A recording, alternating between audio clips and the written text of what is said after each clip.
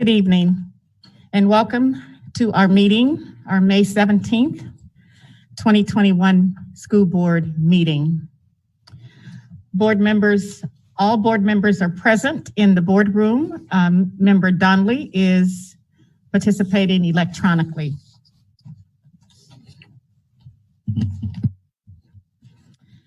Before I begin, I'd like to acknowledge with gratitude the Denali people, past and present, who have lived on these lands since long before Anchorage was here. May we all be good stewards to these lands. Shannon.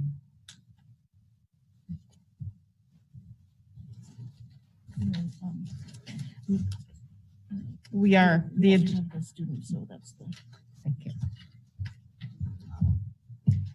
So we will follow our agenda. We are now at the approval of the agenda. Oh, we did not. I move that we approve the agenda as presented. Can we get a second? And it's been moved and second that we approve the agenda as is. However, I erred. We did not do the pledge. So at this point, before we move any further, please stand and join me. I pledge allegiance to the flag of the United States of America and to the republic for which it stands, one nation, under God, indivisible, with liberty and justice for all.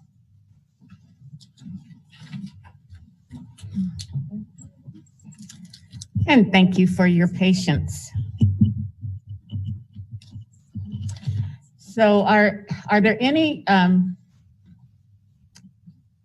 abstentions to approving the agenda as is?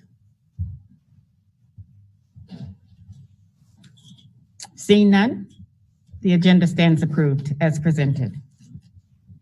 We are now at an exciting point, our recognition, our Denali Awards. Denali is an Athabascan word meaning great one, and the Anchorage School District is proud to have employees that display greatness in the areas of achievement, service, and dedication. The Denali Award is the highest award offered by the district. Twice each year, supervisors submit nominations and a panel of ASD employees selects a number of coworkers and teams of colleagues that demonstrate outstanding commitment to the district's mission of educating all students for success in life. I will now turn the mic over to member Kelly Lessons to begin the recognition. Miss Nancy Bale, can you please come forward?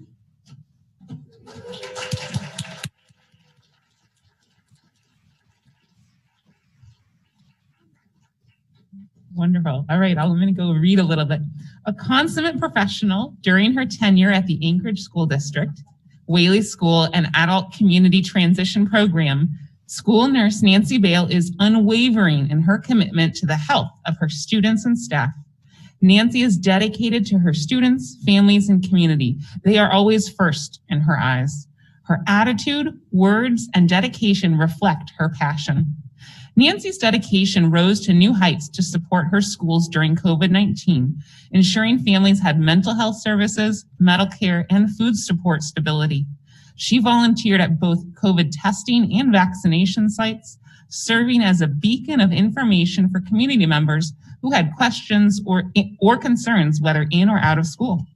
Nancy was a liaison to school staff with the latest information during the pandemic. She dedicated time attending multiple meetings at each school to keep staff updated on constantly changing guidance and policies. One colleague wrote, "It gave me a sense of peace to know she was available to answer questions and stayed on top of the latest information." Nancy maintains her extremely demanding schedule while meeting the needs of students and teachers.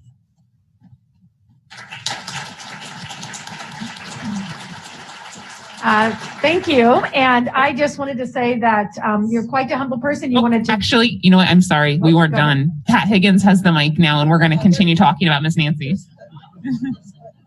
We've divided the labor. And there's more, ladies and gentlemen.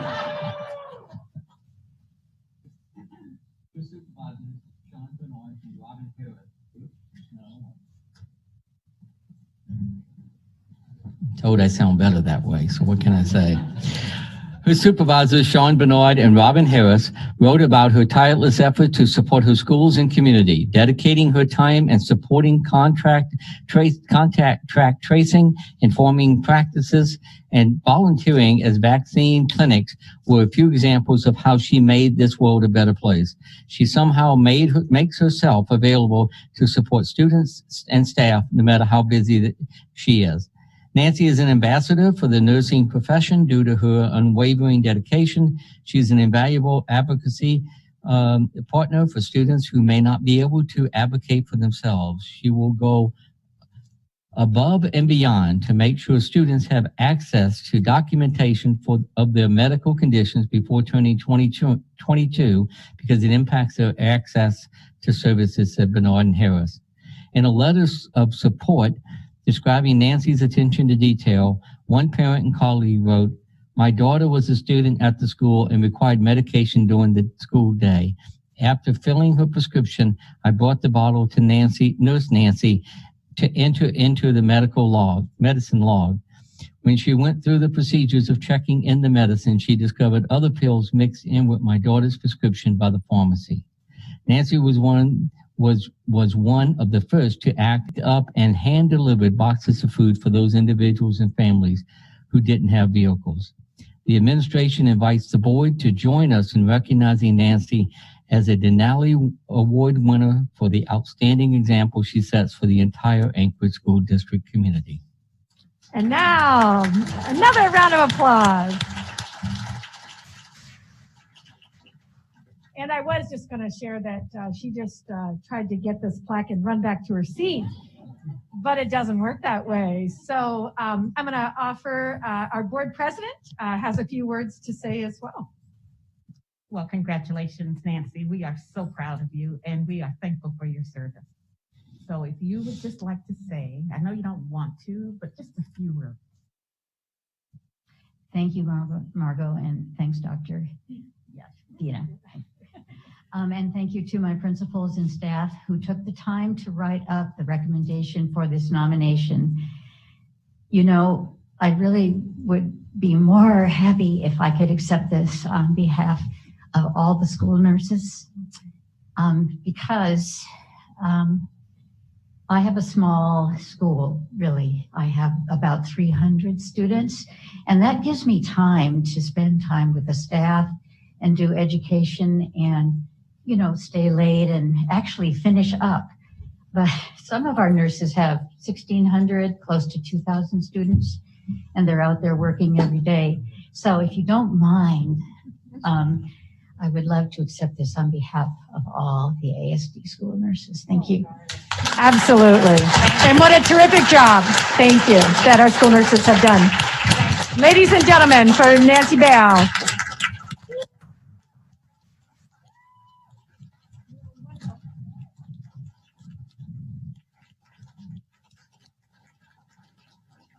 Thank you so much. Next, we have Sylvia Biondich. Please come forward.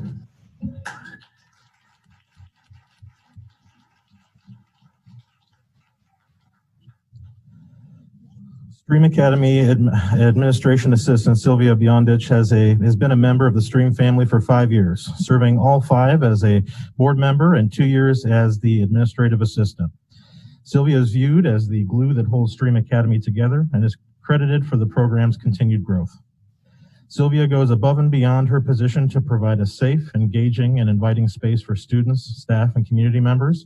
Stream Academy is much smaller than traditional neighborhood schools, and Sylvia wears many different hats in her role. On a given day, she can be seen as the administrative assistant, registrar, nurse, and the IT help desk. Her supervisor, Principal Adam Mulcahy, said, "Sylvia is the first person most parents interact with, and as the following letters attest, our families love her. She makes each parent and child feel special, meets their needs, communicates clearly, and supports them. She has an amazing impact on our school culture, setting everyone up for success." Sylvia's connections with families, students, and colleagues run deep due to the close-knit nature of her board role and job as administrative assistant. Numerous colleagues shared their support, with one saying, during this unprecedented year of challenges, she has been the communication hub for STREAM, helping everyone stay connected through phone calls, emails, Facebook, Instagram, Twitter, and the school website. During COVID-19, she was constantly conducting wellness checks on families and students to make sure they had everything they needed. Sylvia also lends her expertise and time at both the Academic Policy Committee and the nonprofit board. Her attendance at the monthly meeting supports the governance and fundraising efforts at the school. She also led an initiative during the school year to secure funds for cold weather jackets for students in need. She's beloved by her school community for being such a source of positivity. Quote, in addition to being the amazing coworker that she is also an amazing friend. She makes work fun and purposeful. Whenever a gloomy day overcomes our students and or staff, she is always there, ready to spread sunshine and make anyone's day better, quote, said one STREAM Academy colleague. Another letter of support from a student said Sylvia pours her heart into everything she does. Quote, she loves every single one of us like we were one of her own children. If the school were a human body, she would definitely be the heart. She is one of my favorite staff I have ever seen in my 8 years at STREAM, quote. The administration invites the board to join in recognizing Sylvia Biondich as a Denali Award winner for the outstanding example she sets for the entire Anchorage School District community. Yay. All right. And congratulations. And this is, all right.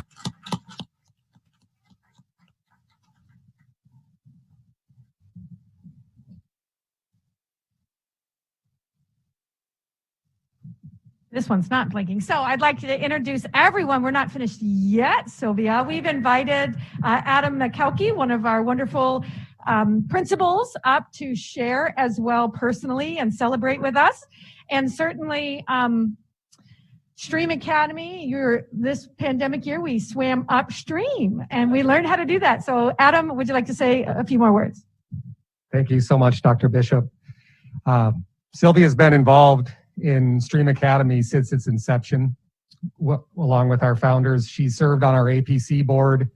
She revived and is the heartbeat of our 501c3 nonprofit board. And as the letters attest, she does about 15 to 20 different jobs and roles at STREAM Academy. First off, just logistically, I couldn't do my job without her. She is the glue that holds our entire school and our school community together. She's the face of our school. She is our chief information officer, and she is an amazing advocate for our program.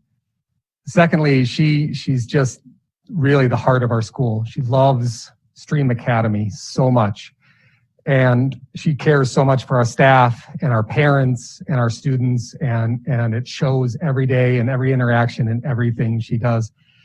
I can't think of a single person that could better represent what STREAM Academy is and what it means and what we're all about than Sylvia Biondich. I'm so proud to be able to recognize her here today. Thank you. Thank you.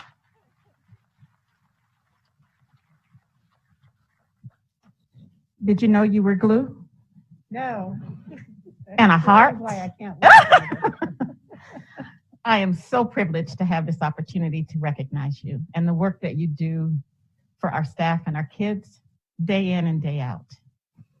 You are a shero, and I appreciate that. So now you get to talk. Just a few words. I'll help you.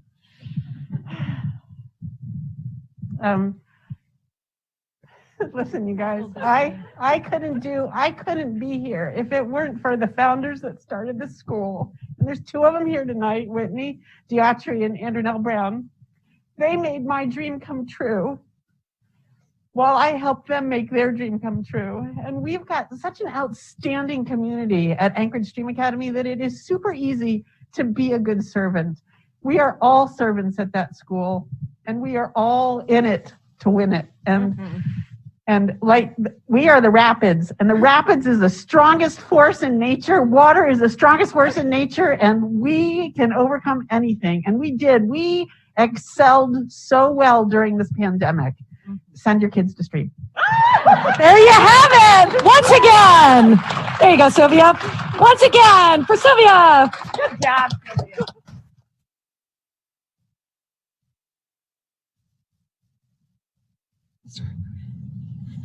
Would the project management office team please come forward? Julia Melson, Julie Shuttleworth, Andrea Johannes, Ryan Thrasher, Michael Parker, Joe Barron, Carrie Payne, and Corey Garrity.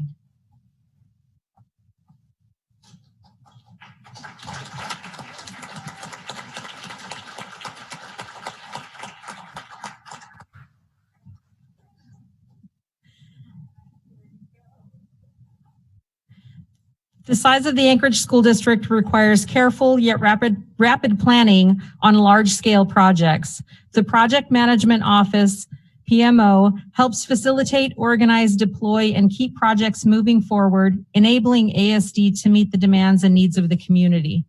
During the district's closure and response plan, all 8 team members contributed immensely to ensuring a smooth and successful phased entry to in-person learning. In a letter of support, Senior Director of Special Education, Tarlisha Wayne, said, quote, "The PMO team has supported the Anchorage School District's reentry plan with grace, patience, flexibility, and precision. While I am new to working with the team, their level of efficiency and support cannot go unnoticed. The team is the glue that keeps our district planning together." Deputy Superintendent Mark Stock said of their effort, quote, "The projects with which the PMO team were tasked since the beginning of the pandemic have been endless. Some tend to overlap, while all required meticulous attention to detail. Without their support, Chromebook distribution, school start planning, remote instruction, and PPE delivery initiatives would have struggled, and students would have been even further impacted," end quote. PMO has been instrumental in helping launch, sustain, and complete several projects such as establishing 742 help for students and families, coordinating PPE procurement for staff and students, creating Canvas templates and other structures for students, supporting ASD's summer learning program. The work done by PMO is like a constant drumbeat. The employees and their work fly under the radar, out of the spotlight. The team works tirelessly to advance the district mantra of educating all our students for success in life. The ASD Elementary Education Department wrote, quote, "The PMO team routinely goes above and beyond members' daily duties to make the ASD a better place for both student-based and non-student-based staff, with an ultimate goal of benefiting all students. Each member of the team shares, models, and embodies commitment to the culture that we are all ASD. The administration invites the board to join in recognizing the project management office team as Denali Award winners for the outstanding example that they set for the entire Anchorage School District community." Congratulations. And I will just go ahead and add before the board president shares that there seems to be a theme tonight about glue through this pandemic. So I do want to share that originally the PMO team had worked on if we change an application or if a payroll something or other had to be updated, and they worked kind of behind the scenes, and the pandemic really threw them up the stream, into the rapids, into the front. And so it wasn't only about changing an app, it was how do we deliver Chromebooks? How do we change an instructional model into something new so that we can reach our families? So they really, I think the entire school district realized the work of these individuals. And many times, there's a book out called The Invisibles, and many times people who do the work behind the scenes hate being up front, which we had demonstrated in our other two. So I just want to thank you as well to all the recipients. I'm glad. I'm just glad everybody's not invisible anymore. So thanks.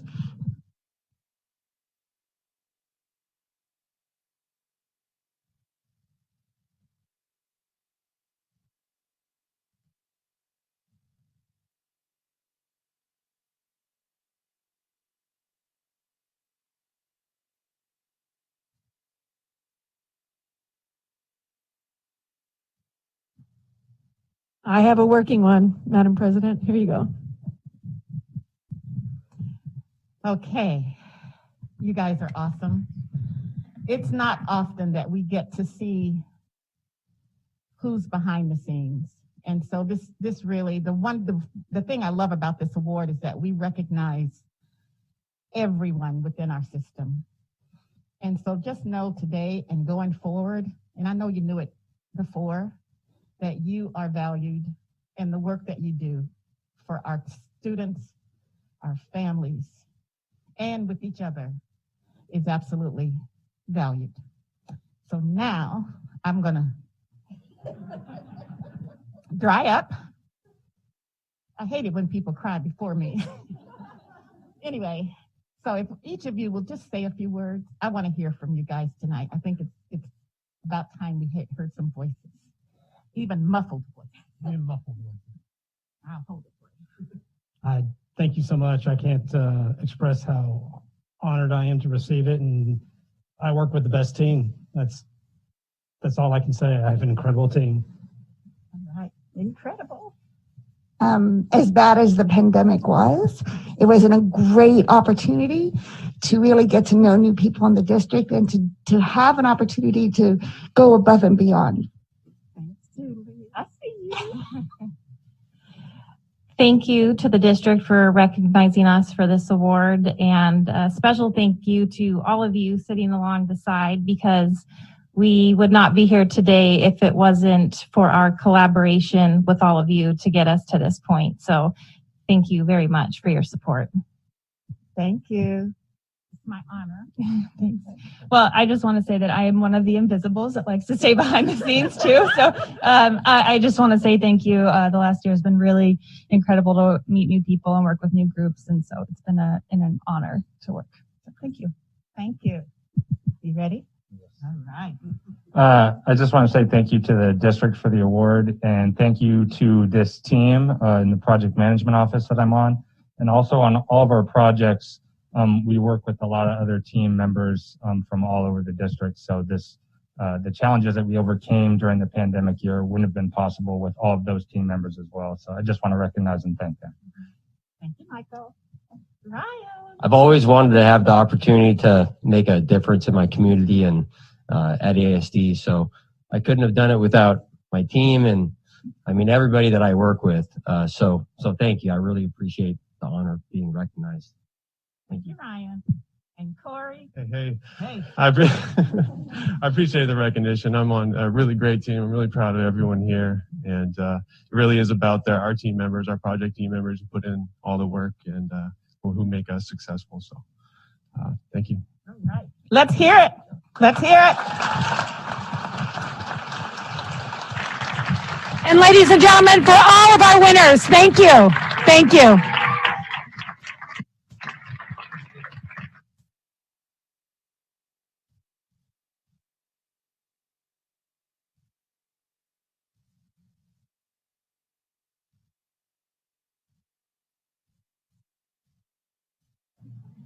And ladies and gentlemen, there's cake if you'd like to have some as well as popcorn and different treats. And anyone and everyone in the audience is welcome to it. Thank you.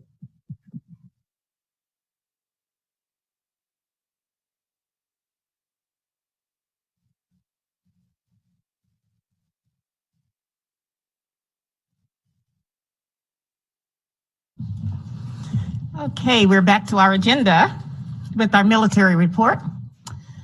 Colonel, are you on the line? Yes, ma'am, I am. Welcome. And whenever you're ready. All right, thanks everybody. Hey, first of all, congratulations to all of our award winners. It's great when you can recognize some great accomplishments for people. The next thing I want to do is just cover a couple of things from the last couple of weeks here on the installation. So first of all, you may have heard a lot of aircraft here over the last couple of weeks as we've had the Northern Edge exercise ongoing for the past couple of weeks. Are you guys seeing video for me right now? Yes, we see you. All right. Okay, good. All right. So just wanted to make sure folks understand we've wrapped up the Northern Edge exercise. A lot of aircraft here in town, a lot of people. We got through it. We still have a few aircraft remaining in the area to continue some additional training with the folks here at JBear. But hopefully folks can see the roads around the installation kind of getting back to normal from a traffic standpoint. The second thing I want to talk about is just some of the recent updates to the installation policies in response to the CDC releasing its new guidelines on mask wear. We also got a memorandum from the Department of Defense that kind of outlines what we're going to be doing. In most cases here on the installation, we're going to be following the same guidelines from the CDC with a few exceptions. Still going to require mask wear at the hospitals and in medical facilities. We're still going to require mask wear in some of our child and youth program support activities because they pair very closely with the Anchorage School District, and then some of our on-base fitness centers. So for the most part, though, you can see a lot of folks around the installation are going to be enjoying the fact that they can take their mask off if they're vaccinated. Finally, in the vein of recognition of contributions of great work, we are sad to say goodbye to two fantastic administrators, the principal for both the Ursa Major and Ursa Minor elementary schools here on JBear, Mr. Hardwick and Ms. Bronze.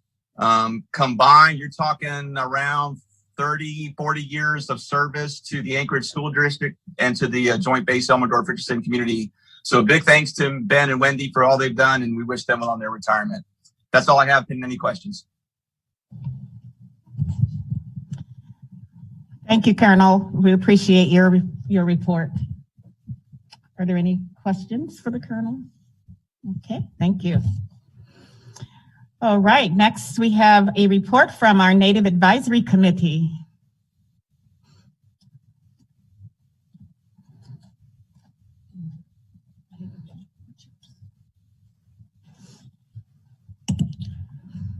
Welcome. Good evening, Anchorage School Board members and school administrators. I'm Kazakwa, also known as Kimberly Santagata. I am a Nupiat. My dad was Raymond Nupak from Nome, and my mother was Catherine Allen from Anchorage. I'm speaking tonight about the Title VI Indian Education and the Native Advisory Committee, also known as NAC. The NAC is comprised of 6 parents or guardians of Alaska Native American Indian students, ASD students, 3 Alaska Native American Indian secondary students, and 2 teachers or guidance counselors of Alaska Native American Indian students in the ASD. The stated purpose of the NAC is to review and make recommendations to the Title VI Indian Education Program and to the Anchorage School Board referring to the education of Alaska Native American Indian K-12 students in ASD. Our tribal and close partners are the Native Village of Oklutna, Knik Tribal Council, Shikaloon Village Tribal Council, Native Village of Chionik, Cook Inlet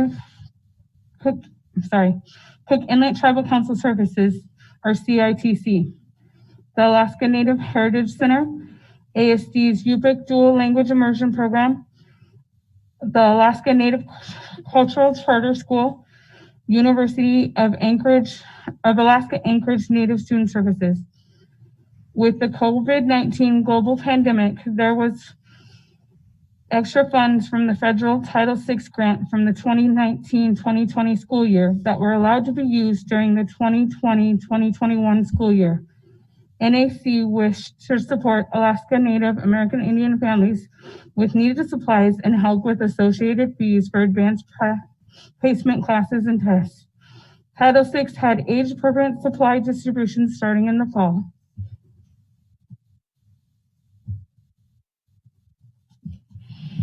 In the first semester of the 2020-2021 academic year of the Native Advisory Committee, oversaw secondary staffing, professional development of first family model of support, virtual tutoring program for K through 12, collection of 506 e-signatures, virtual cultural programming, eSora Indigenous Library, middle school Indigenous Northern Games curriculum, Barnes & Noble book drive, summer student supply distribution, Native Youth Olympics, and dialogue with the community members.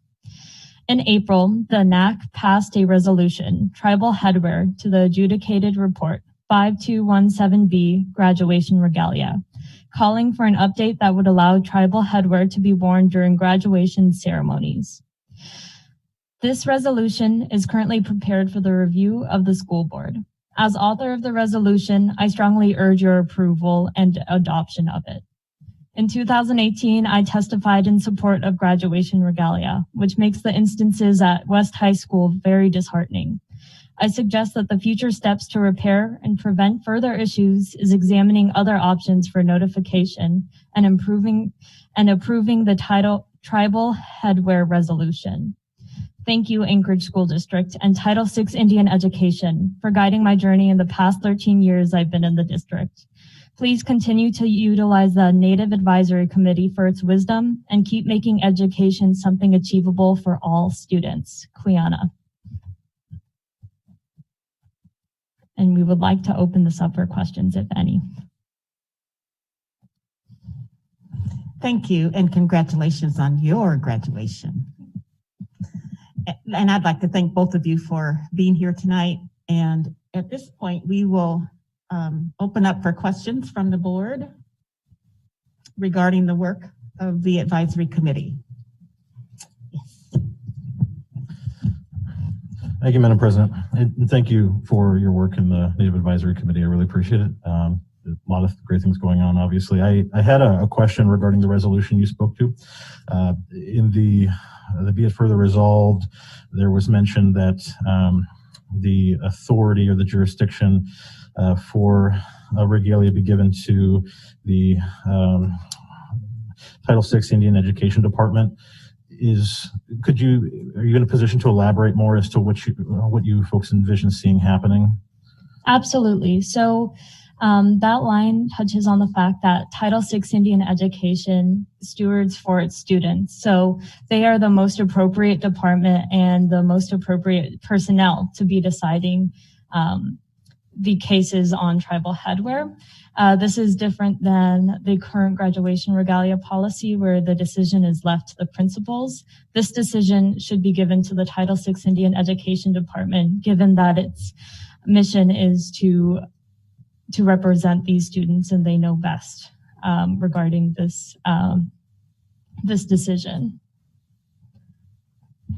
Thank you. Thank you. Member, yes, I'm sorry. Member Holloman. I have trouble with that too sometimes. I do appreciate the thought you put into it and the suggestion. I was on the board when the policy was updated, and of course, at the time prior to that, the rule was no exceptions. That people wore the issued gown and cap, and so it was seen as a big step forward. And what happened at West is very sad, and of course, a breakdown of what was supposed to happen. I know that all of us intended at the time that the rules were fairly explicit, and if it fell within that, it would just be approved. It wouldn't be so much like asking permission as simply saying, this is in the guidelines and this is what I'm going to do, with the expectation that then that would just happen. I do think the idea of handing the decision-making process to a different body, to different groups, makes a lot of sense. It's not something that boards are normally very comfortable with, or administrative folks, but I understand how we stepped into doing something where we thought we were taking a big step forward, but it turned out to be an intersection and there was some cross traffic and we kind of got run over. So I appreciate, I do remember at the time a lot of thought and planning went into making those rules in the hopes that nothing like this would ever happen. And of course it did. So I thank you all for looking at it. I thank you for coming up with a very viable and thoughtful solution to it. I look forward to addressing it as a board. Thank you. Thank you. And if I may respond, you mentioned that it is an uncomfortable position for the board to hand off that responsibility to the Title VI Indian Education Department. However, I would argue that this entire policy is uncomfortable because it's fairly new. It was only passed in 2019. It's only seen 3 graduations, and the instances at West High give credible reason why the decisions for at least the tribal headwear resolution be given to the Title VI Indian Education Department. So I strongly urge you to consider that and approve that.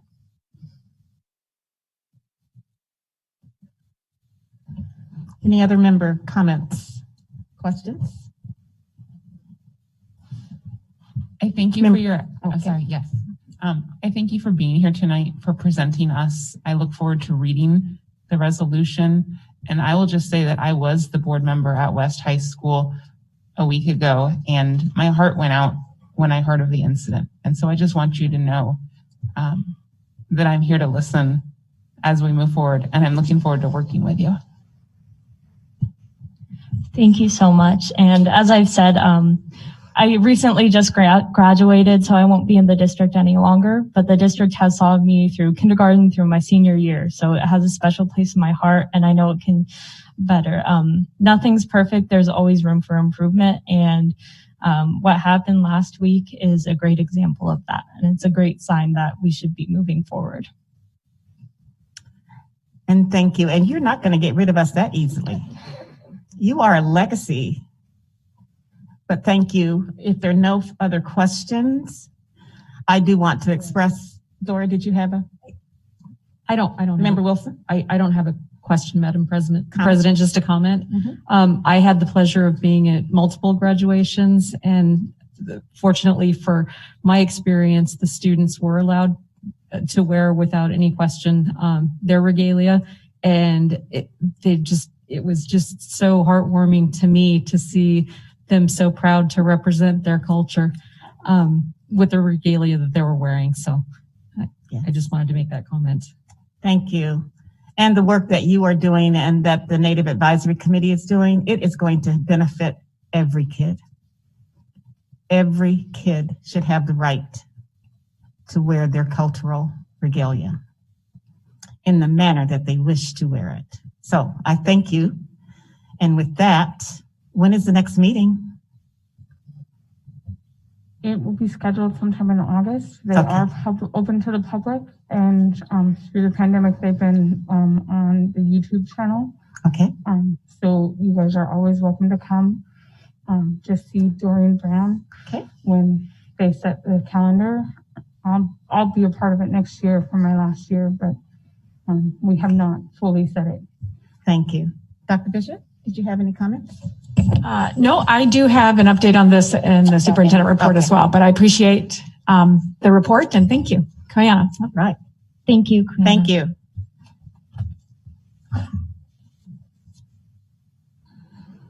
So our next on our agenda is our conference and committee reports. We have not had any committee reports. And let's see, our community outreach.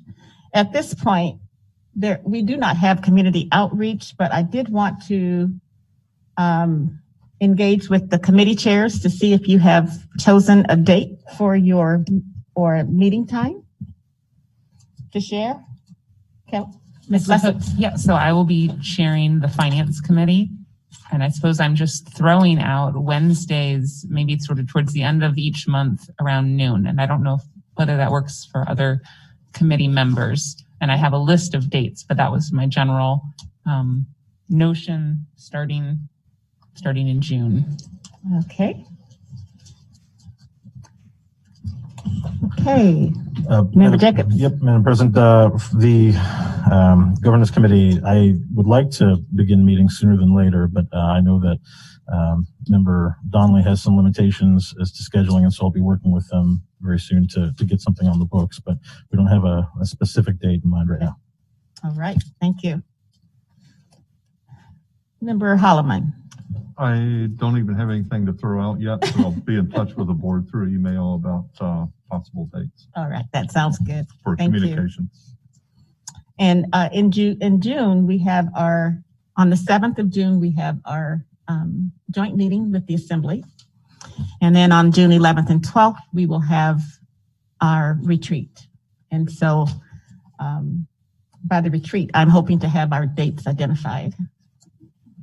Thank you. And now we are at goal monitoring, and I'm going to turn it over to Dr. Bishop.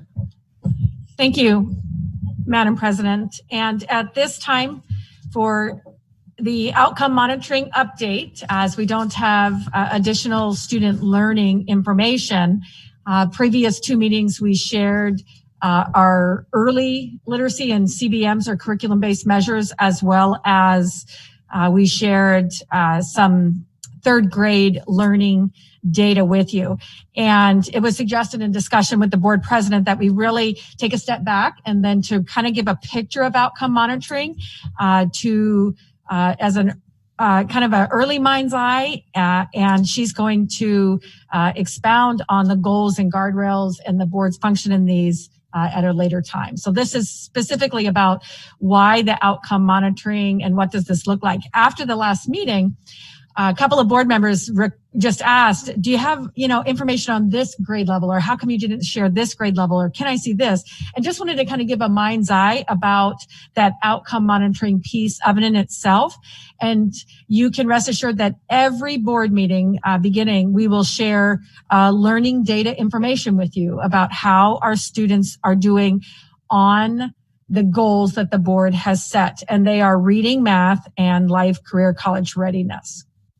So to begin, for you as well as others, on the main website under the school board tab, there is a lot of information there about the journey and the process through with all the pieces of information, the dates of meetings, things like that, in which the board engaged with the community to come up with its goals and guardrails that will take us from 2021 to 26. And there are these three goals. And so the question is, well, how did the board really come to those three goals? And we did have 6 goals in Destination 2020 prior to that. And in working with the Council of Great City Schools, they really shared information about keeping a focus, that when everything becomes important, then sometimes other things don't. Like, what do we want for the learning of our students, and specifically in those learning categories? There we have the goals. Then how do you do it is really those guardrails or the parameters in which to do it. But through the community input, a survey, individual electronic survey went out, but many community events, whether they were at different really churches. We offered to go to a church. We offered to go to secular places, schools. We had big regional meetings. We offered to go to different clubs, works of business, and we presented, actually board members presented with support from administration, a process really to engage with the community and get feedback. And those top 4 items are right at the top that you see, but wanted to share that all the information was really open-ended. That the survey of it in itself and the questions were not, do you pick this or this? They truly were kind of wrapped around what is it that you'd like. And then we took that survey data and analyzed it through a qualitative data analysis and utilized a very robust sample. And the goal of the analysis was to identify the themes and concepts and the frequency of, like, what is it that folks want? The themes and the frequency.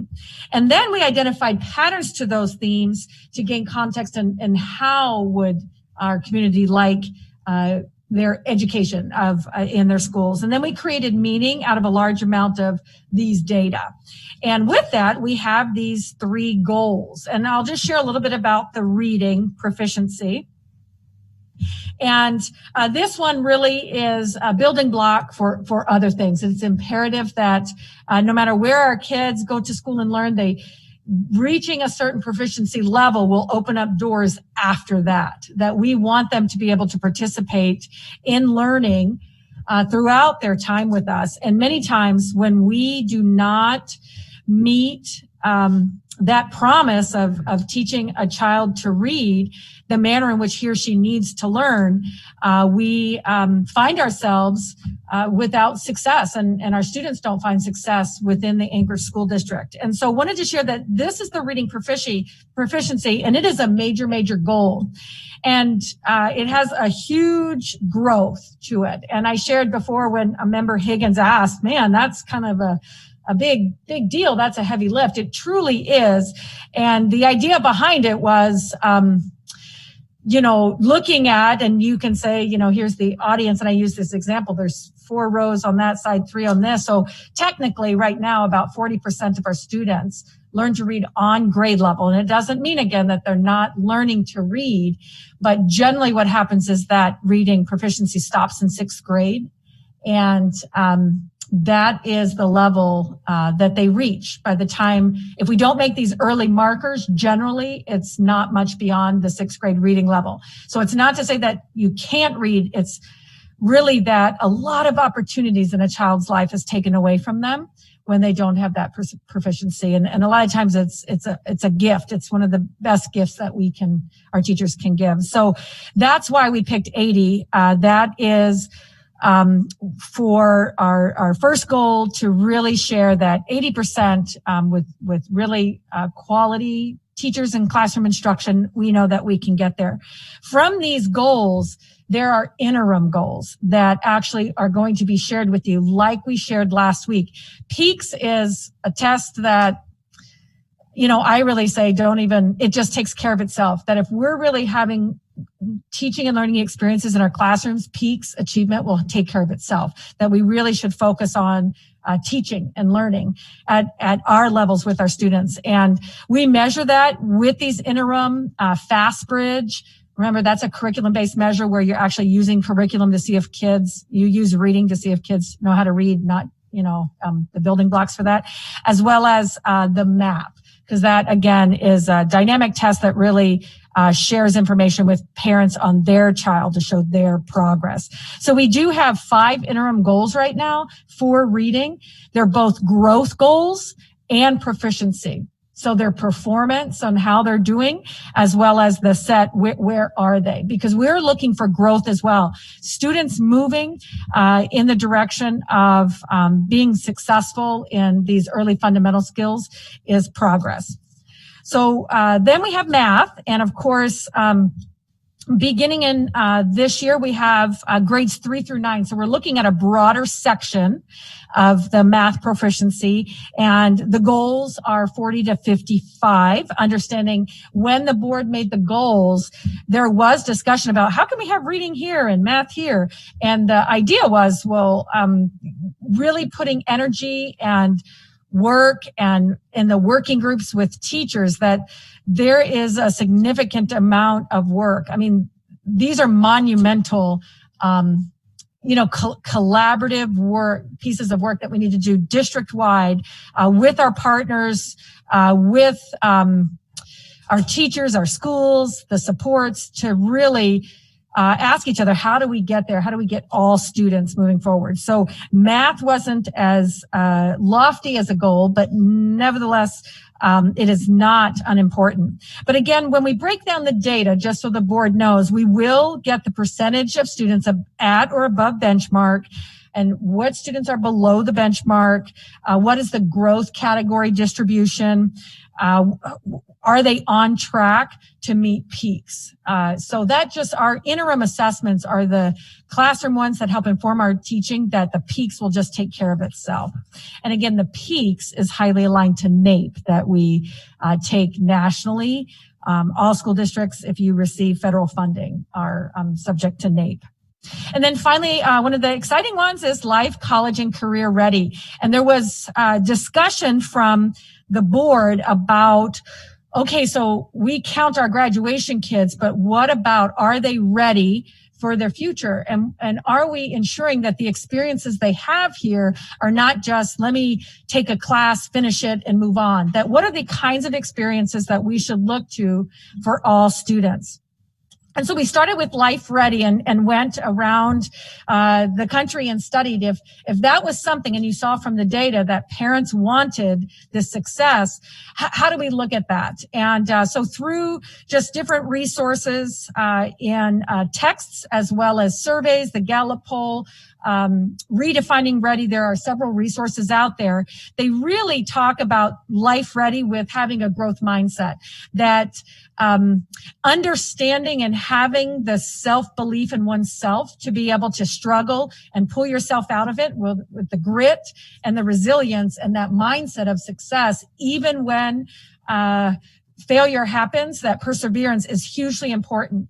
And so supporting our students through those social emotional skills and teaching them and having those experiences of struggling, helping them, supporting them, that individualized decision making are all very important, honoring who they are as people and that it will look different in those areas. So a lot of times we say social emotional, the me skills of the self-awareness, and then the we skills of how to communicate your thoughts with a group. And sometimes it isn't the way that the teacher wants to communicate, that we really look at how do we work with our students. And that's, we've started the meeting times, the circle times to share, where everyone's given a fair opportunity to speak. Just different examples like that to give you a mind's eye. But then the relational capacity as well. So Life Ready indicators, this came through with the parents as well as the students. Interestingly enough, just as many students requested financial literacy. What do you need to graduate? They shared with us. Our young people shared, I need to understand money more. So that's actually a good thing.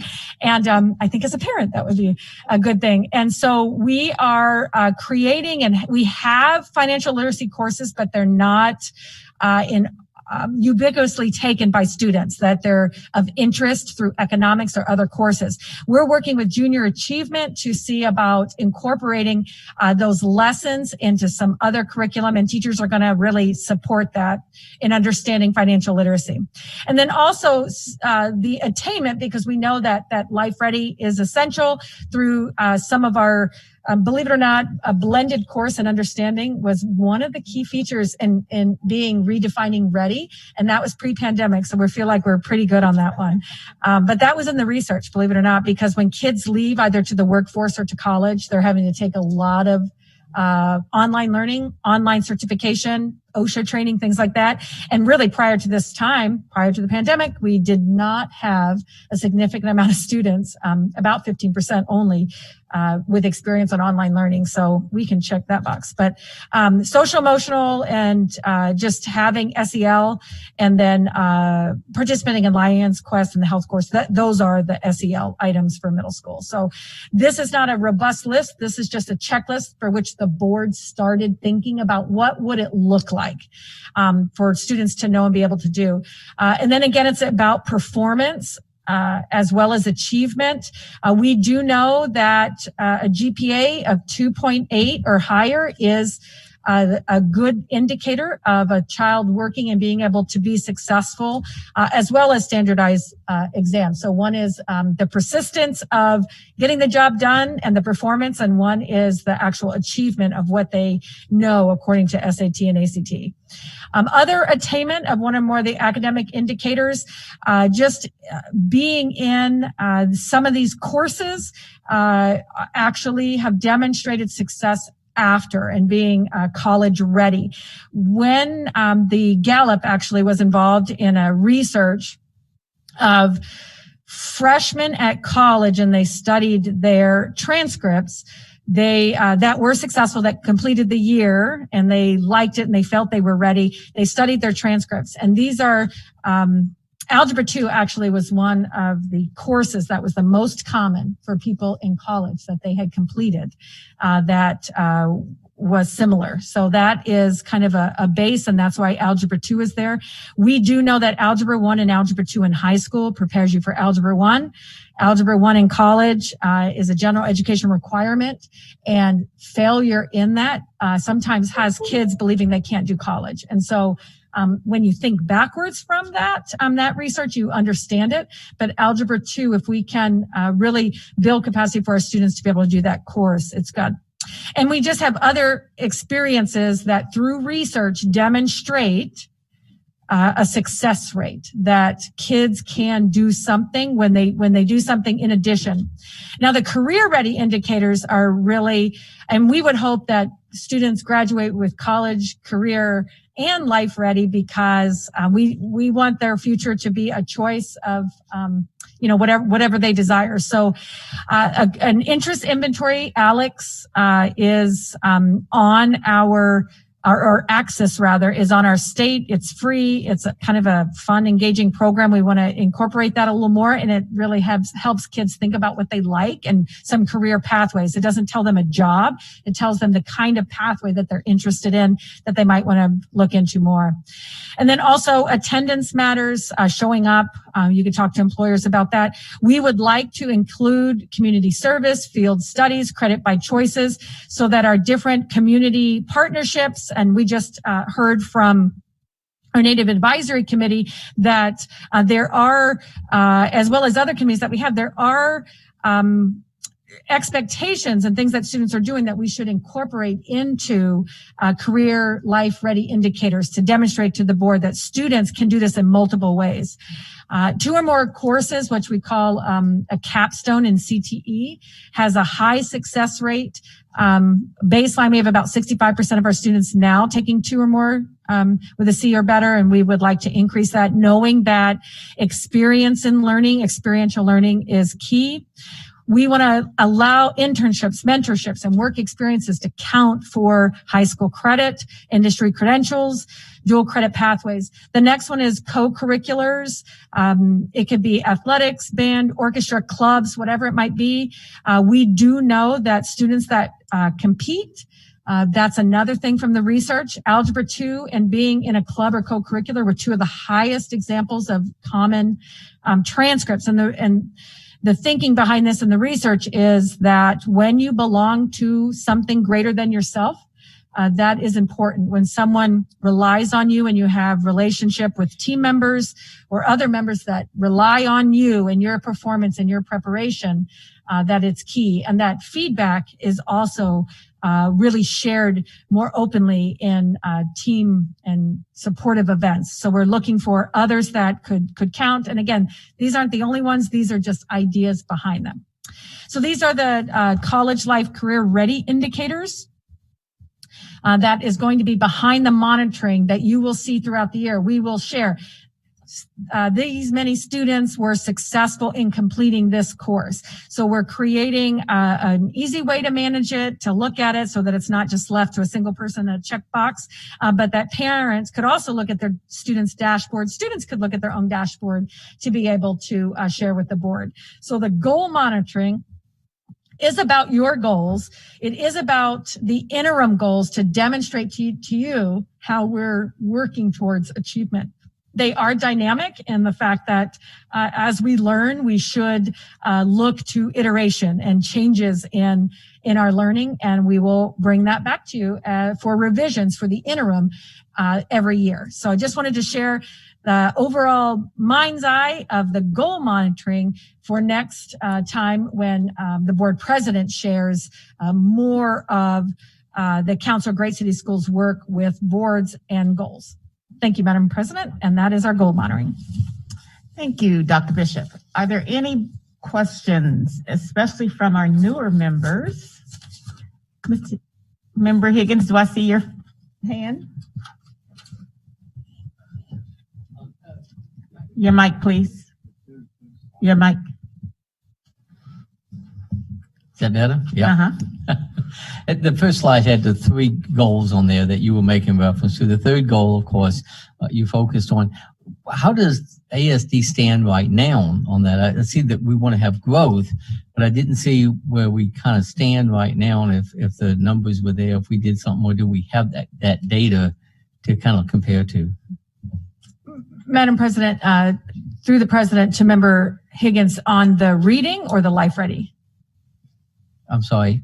On the life ready. On the life ready. Yeah. That's a great question. We are calculating these right now. What we've had to do is we have some where Algebra 2, our baseline is 52% on the slide. You can see some of them we don't have a baseline because we literally have to go into every course and see what's the financial literacy, how many people have taken it. And that's our work this summer to get a baseline by August was our timeline to come back to the board with a baseline. So seal of biliteracy, about 10% of our students in high school receive a seal of biliteracy, and they can do it in any language and it's actually a third-party assessment in that. And so we have about 10% there. Of the indicators that were very quickly assessed, it's on here, but many of them are not, to your point. And August, we will have the baseline and the growth for each of those. 2 or more courses in CTE we had. Our industry credentials, we don't collectively have the aggregate. We have them all, the different pathways have them, but we don't have a way to collect them other than word of mouth. So all of those systems are being created. So that's a great question. And the board will get that and deserves that to know where are we starting and where are those interim goals to get us there. Member Lessons. Thank you. This is a reflection and a question as well. I know that summer school is a key thing we're looking forward to right now to help overcome many of the obstacles or some of the obstacles from the past year. I've started doing site visits, and one issue has come up repeatedly, and that is transportation. I'm a little bit concerned that there are a number of students who would benefit from summer school to help attain some of these goals that we have set out for us. And they're not able to access summer school based on the current transportation configuration. Is there any way that ASD is able to kind of surgically target these students who we know will benefit from summer school and can't get to the situation, the setup as it currently stands? Through the president to member Lessons. We have heard from about transportation and other issues and a lot just where summer doesn't work for me because that's the time we're with our family. And so we do have supports that will go on throughout the year, as well as really there are individual school options open where people can walk, but collectively, door to door, we don't have that service right now. The expense of it is really beyond what we could put together for the summer and have the drivers. The door to door does create additional work. We have 700 people now, but I can get back to you. This section really isn't about the how-to, but I can respond in a board connect about the types of things we did to prepare, and we just couldn't. Summer school wasn't meant to be everything to everyone. We're just doing what we can. Again, a lot of students go off to camp or with their family, lots of different kinds of camp, fish camp, or their parents' work. I received that today. So we will look at other options for really capturing the unfinished learning, if you will, to assist parents and students. Thank you, Dr. Bishop. Member Wilson.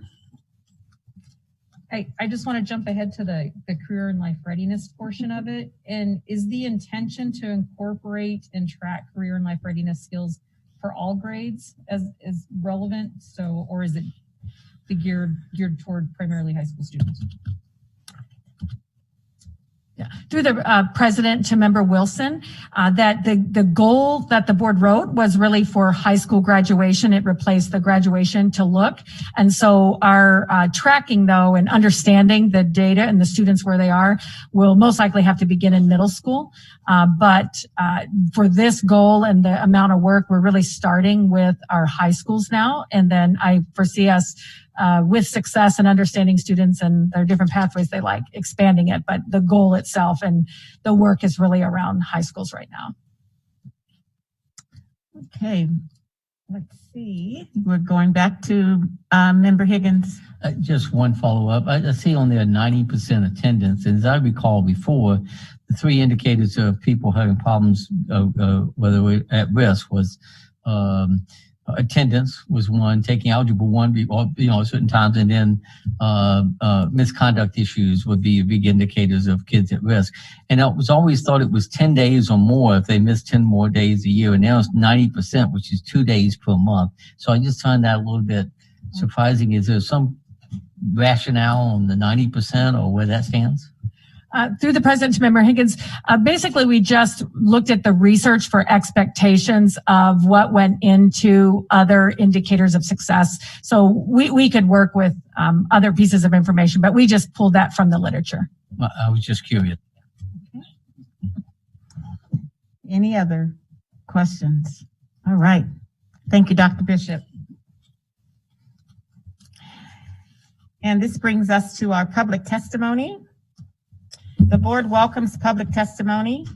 We value public comment as it ensures that we remain aware of public thoughts, ideas, and concerns, and informs our decision-making process. There is a 1-hour time slot at the beginning of the meeting. Testimony in excess of 1 hour will be heard at the end of the meeting or may be submitted in writing. Each person will have 3 minutes to testify. When 30 seconds remain, a chime will ring to inform you so that you can finish your sentence. And with that, in person, we have Diane Holmes.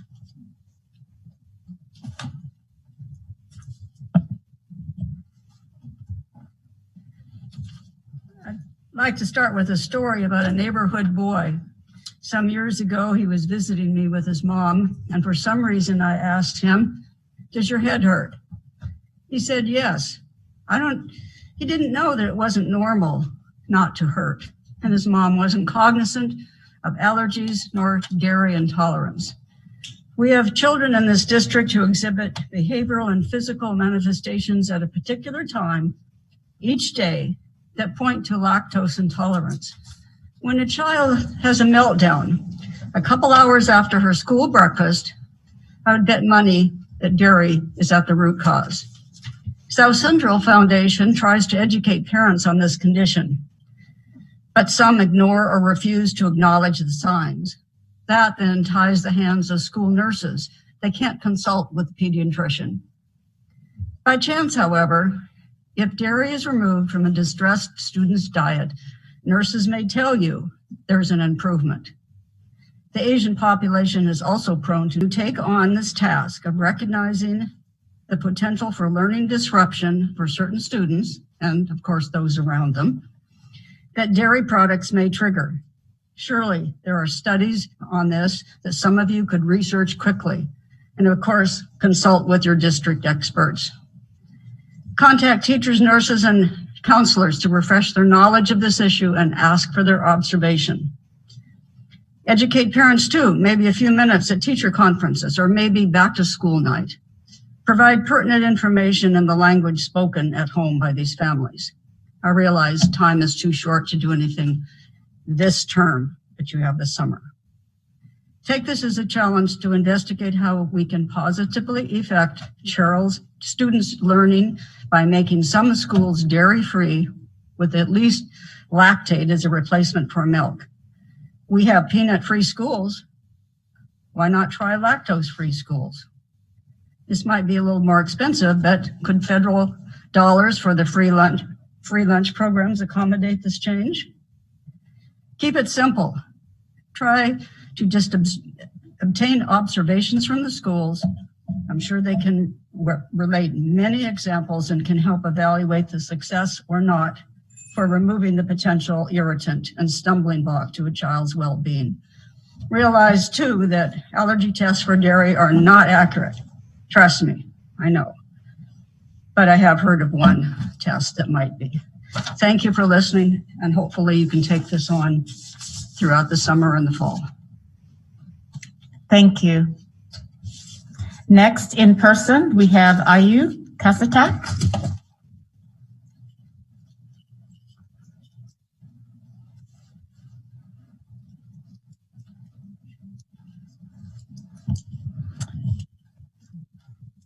Exactly 1 week ago, our family's sealskin graduation cap was taken from my son. As I sat there connecting that violation to the bigger picture of Alaska Natives' historical experiences in education, memories of all our elders endured in boarding schools kept surfacing in my mind. I thought of my dear friend, Otnet Elder Fred John, who bravely speaks out about his experiences at Wrangell Institute, including the fact that he was called number 77 for so long, he thought it was his name.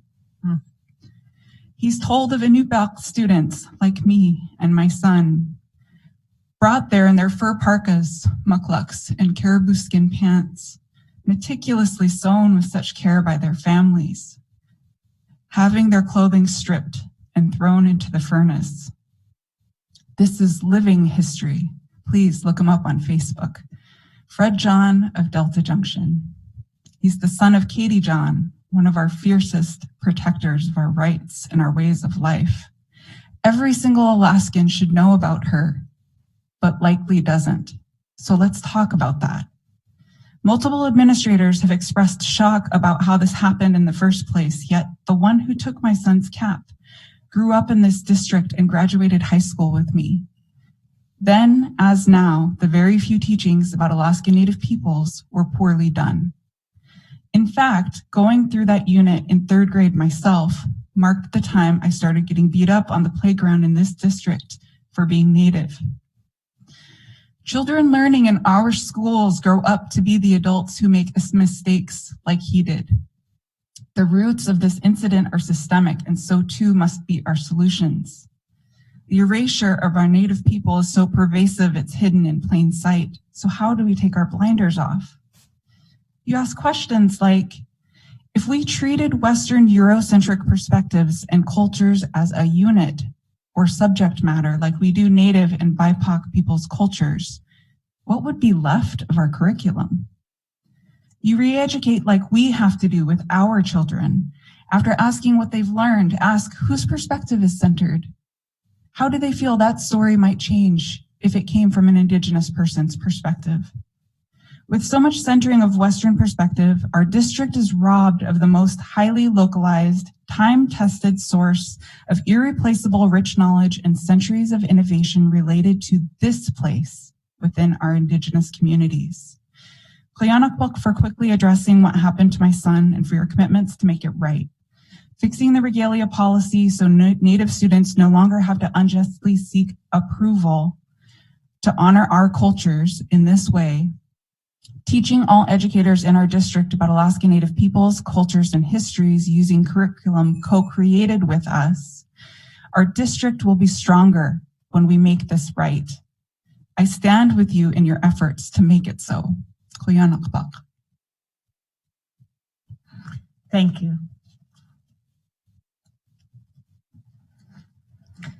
Our next person to testify is on the phone. Rosalind Grady. Oh, she's not. Okay, then we'll move on to Jackie Kaysen. Jackie, are you on the line?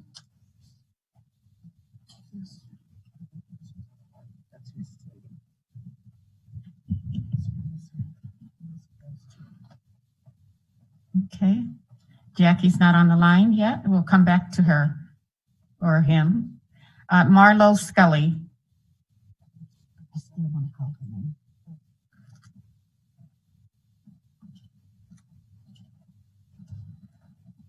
Next, Marlo's not on the line. In person, we have Sarah Price.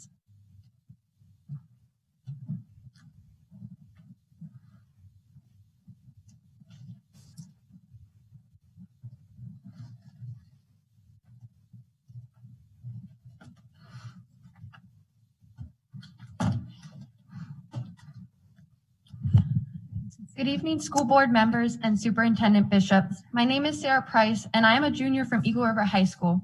While I have spoken at several meetings over this last year, I recognize that many of you are taking on this great service to our community for the first time. There is truly no better way for you to start your term than attending graduations around our district this last week. However, as you looked out at the sea of graduates, I hope you reflected on where they have all been this last year. Their school district chose to break laws and mislead the public to strip these students of opportunities, education, and the last year of their childhood that they will never get back. And I say chose because this was truly a choice by ASD, not backed by science, not backed by moral obligation, but rather choosing to politicize the well-being, education, and safety of 40,000 students. As a result of being attentive to the decisions surrounding our education over this last year, I have unfortunately seen the willful neglect of officials who I thought were looking out for our best interest. While 80% of students and parents requested to just be given an education in person, the first and second reopening plans were canceled by justification of false scientific data.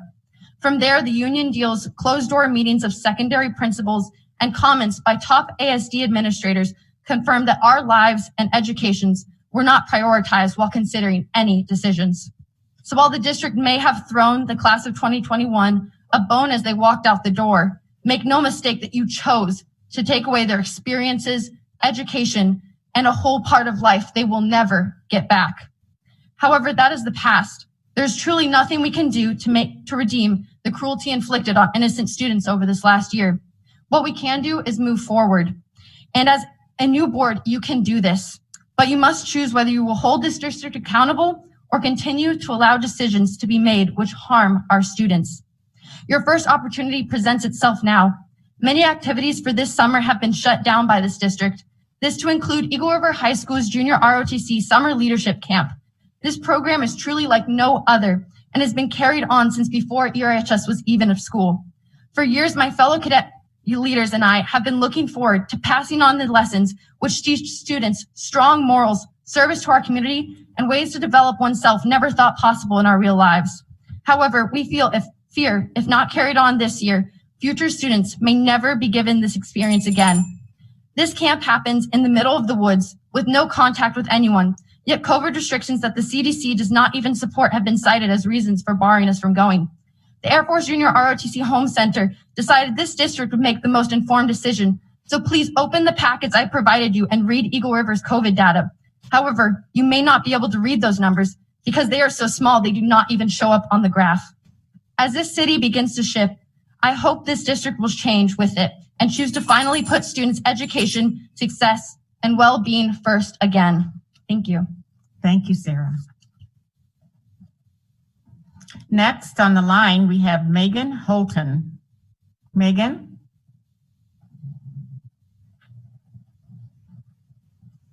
It's *6, Megan.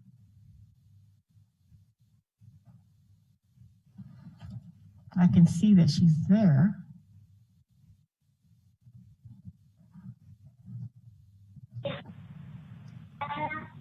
Hi. Hi. Hello. We can hear you. My name is Megan Holton. Great.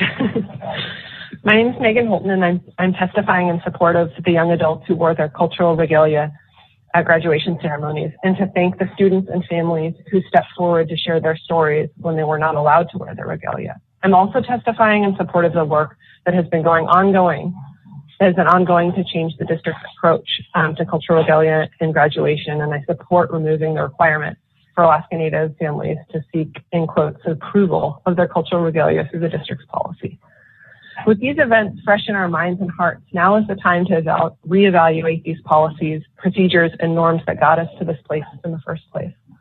And this is the role of the recently passed anti-racism policy and instructional equity policy. I would like the district to commit to reevaluate this practice of asking and receiving permission in light of the recent unanimous passage of the anti-racism policy. As Ayukasatek shared in her story, this is an example of systemic racism.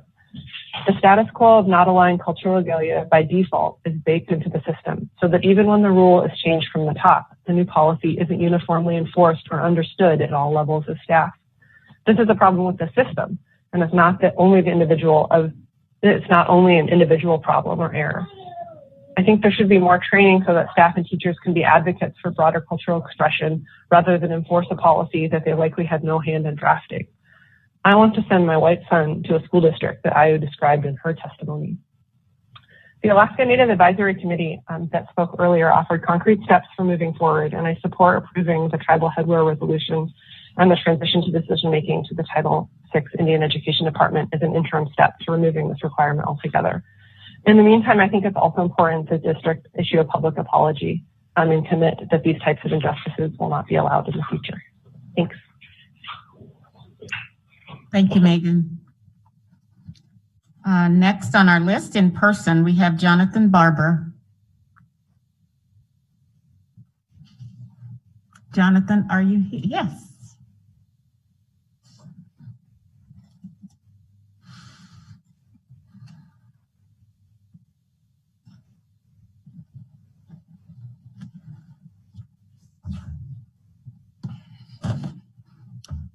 You have 3 minutes. Thank you. Hello, members of the board. My name is Jonathan Barber, and I'm currently a student at Eagle River High School. Recently, this administration has made a decision to strip away yet another extracurricular activity from my school. This time, as talked about previously by one of my peers, this is the JROTC Cadet Leadership course that has been hosted every summer. Each year, cadets are invited to attend this 5-day all-outdoor course to learn skills that are critical for dividing and creating good students of their characters as well as communities. Each year, we will talk about orienteering, leadership skills, among others. This year, our JROTC has over 25 first-year cadets. These cadets will come into this leadership course we host every summer and learn valuable lessons as well as learn and meet lifelong friends that they will continue throughout their entire high school career. I myself moved here as a freshman and attended this course, and I've been sticking with this group of friends that I met since then. As these students have had not the opportunity to be socially interactive with their new peers, this is something that I believe very strongly we should have. The Air Force JROTC Home Center approved our leadership course, but mistakenly allowed the district to make a decision for themselves. This course takes place in Eureka, Alaska, where COVID numbers are quite literally 0. Now that the Anchorage municipality has lifted the mask mandates, it is ever showing that COVID is becoming a thing of the past. And as COVID changes, we must change with it. Sitting in front of me here is a brand new board for the most part. This new board has the power to change all district policies and create a better ASD. This is one more thing that this district has taken away and stripped from students. So we ask you, as myself and my peers, to please allow us to have our extracurriculars back. Thank you. Thank you, Jonathan. Our next person is on the phone, Danielle Kemp. Mr. Kemp.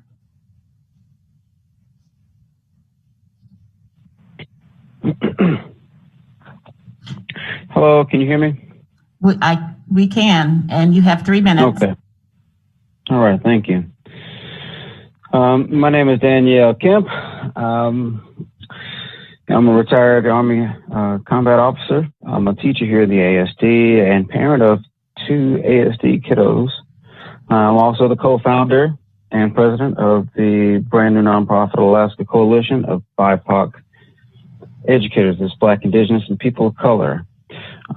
Today, I am here to make a push for the repeal and replacement of that graduation regalia, the permissive portion of that graduation regalia. I mean, what happened to IU last week, and the other graduates, Alaska Native graduates who were denied the right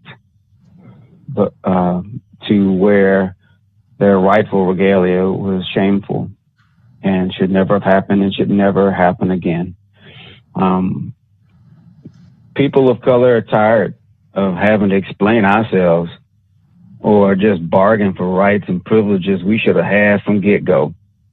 I'm just being frank with you, all right? We're just sick and tired of it, all right? But we're going to keep on anyways, all right? Because that's what we've been doing. We're going to keep on doing it, sick and tired or otherwise.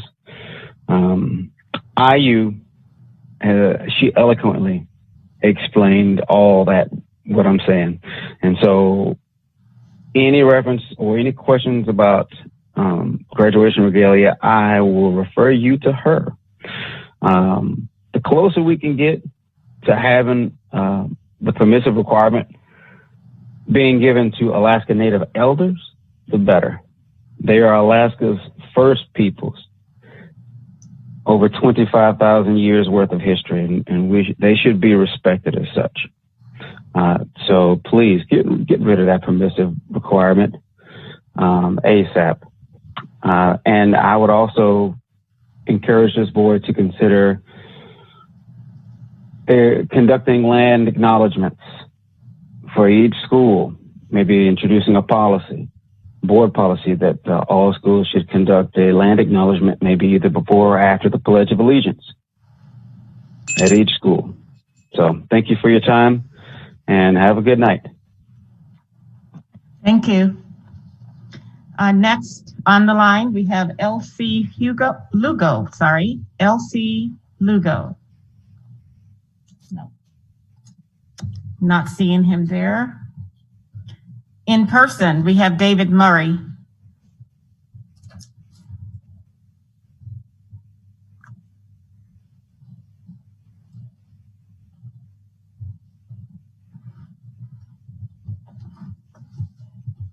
Hi, David. You have 3 minutes.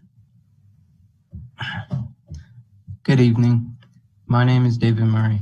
I'm a junior at Eagle River High School and also a JROTC cadet. With the recent decision to cancel summer activities, I believe that it is detriment and very important that it isn't canceled. As like my peers before me said, there's been summer camp for every year since our Air Force ROTC Corps has been around. The camp is based upon leadership, teamwork, dedication, resiliency, effort, and so much more. You develop skills that I believe, and I know people around me believe, that you use in your everyday life and upon farther than your high school career. From personal experience, going to this camp for 2 years, freshman and sophomore year, I know that I wouldn't be sitting here if I didn't go. That it was so important that I can speak to you now. And it's not only a crucial part to the students of Eagle River High School, to the parents, to the teachers, but it's detrimental to our community and the impact that we as kids have on our community to make a difference and to serve. From canceling these activities, you take away that opportunity. You take away the growth that I had, that Ms. Price has had, that Mr. Barber has had. You take away the spark that gets them, those freshmen, to be involved, that gets people to get out of their shell and to change for the better. And I believe that we can change for the better. Thank you. Thank you. Next on the line, we have Christy Lawton. Christy. Yes, good evening. Can you hear me? We can't hear you, Christy. Your volume is very low.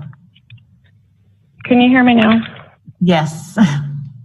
You have 3 Great, minutes. thank you. Good evening. My name is Christy Lawton, and I'm thankful to live on the traditional land of the Denali Athabascan people. I am the parent of 2 high schoolers who will be starting their sophomore and senior years in the fall, and I'm testifying tonight to request the school district permanently abandon the policy of requiring students to seek approval for the wearing of traditional objects of cultural significance or tribal regalia at graduation. Students having to seek approval from an institution that played such a huge role in efforts to force assimilation and the deculturation of Alaska Native people and other people of color throughout our country is like jabbing a rusty stake into an already open wound.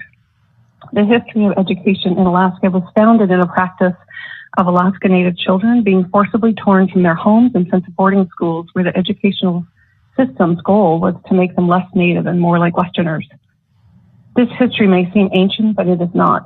Educators as late as the 1960s were still teaching students under a framework that viewed Alaska Natives as less than or inferior. So many elders, their families, and young people still bear the scars of that history.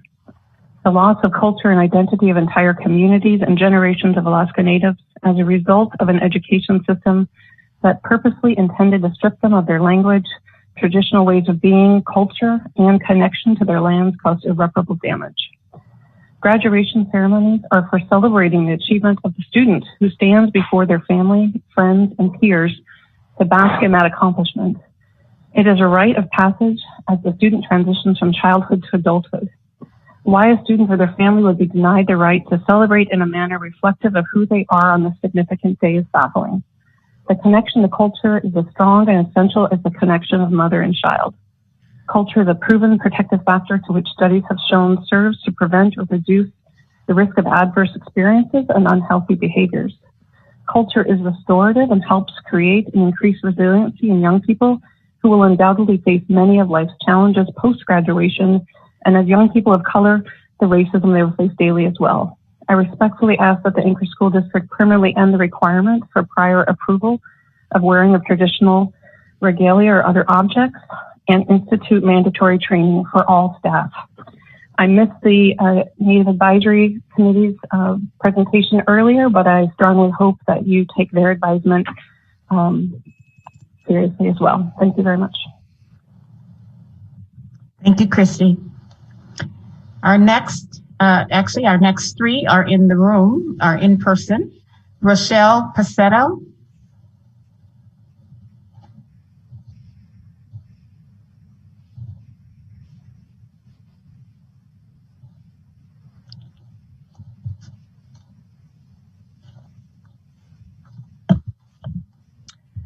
Hello, my name is Rochelle Pacetto, and I'm here to testify against our children wearing masks at school. Are children likely to spread or contract COVID-19?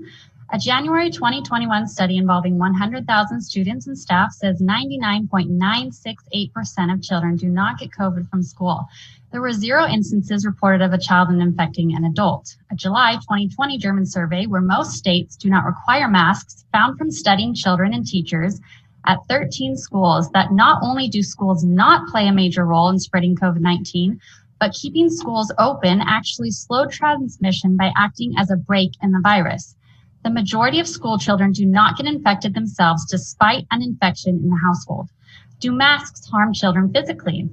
In an October 2020 German study of mask wearing in nearly 30,000 children, 68% of the parents reported impairments caused by wearing the mask. The 24 distinct health complaints include irritability, headache, difficulty concentrating, less happiness, reluctance to go to school, malaise, shortness of breath, impaired learning, and drowsiness or fatigue. Nearly a third of children experienced more sleep issues than they had previously, and a quarter of children developed new fears. Hundreds of the participants reported experiencing accelerated respiration, tightness in chest, weakness, and short-term impairment of consciousness. Masks are especially problematic for asthmatic, allergy-prone, hearing-impaired, or children on the spectrum. Depriving the body of oxygen creates long-term health effects. We are creating a cure that is worse than the disease. Do masks harm children developmentally, psychologically, socially, or emotionally? An April 2020 Brookings Institution article says covering children's faces has the potential to impede verbal and nonverbal communication, and by extension, language development and social skills, among the very things we send children to school to learn. It is near impossible to imagine effective phonics instruction with everyone masked, especially for a phonetic language such as English, which has a highly irregular system. What's the WHO's advice on masks for children? Children aged up to 5 years old should not wear masks. This advice is motivated by a do no harm approach. Do no harm. The best interest, health, and well-being of the child should be prioritized. One of the reasons I chose to continue virtual learning the entire school year was because I could not send my child to school all day wearing a mask because of all the reasons I previously mentioned and so many more that I don't have time to mention. Wearing a mask for the 2021-2022 school year and beyond needs to be a choice for our children. I have a sweet 5-year-old who will be starting kindergarten in the fall. As he was excitedly talking to me about how he couldn't wait to go to kindergarten, he turned to me and asked, "Do I have to wear a mask to kindergarten? Because if I have to wear a mask, I don't want to go." This is not something a 5-year-old should have to worry about. School is supposed to be a place for children to learn to socialize, make friends, and expand their knowledge. Masks inhibit this for children. Our local leaders have removed the mask mandate, and it is time for you to do the same for our children. Thank you. Thank you. All right. Our next speaker is Dustin Sherman.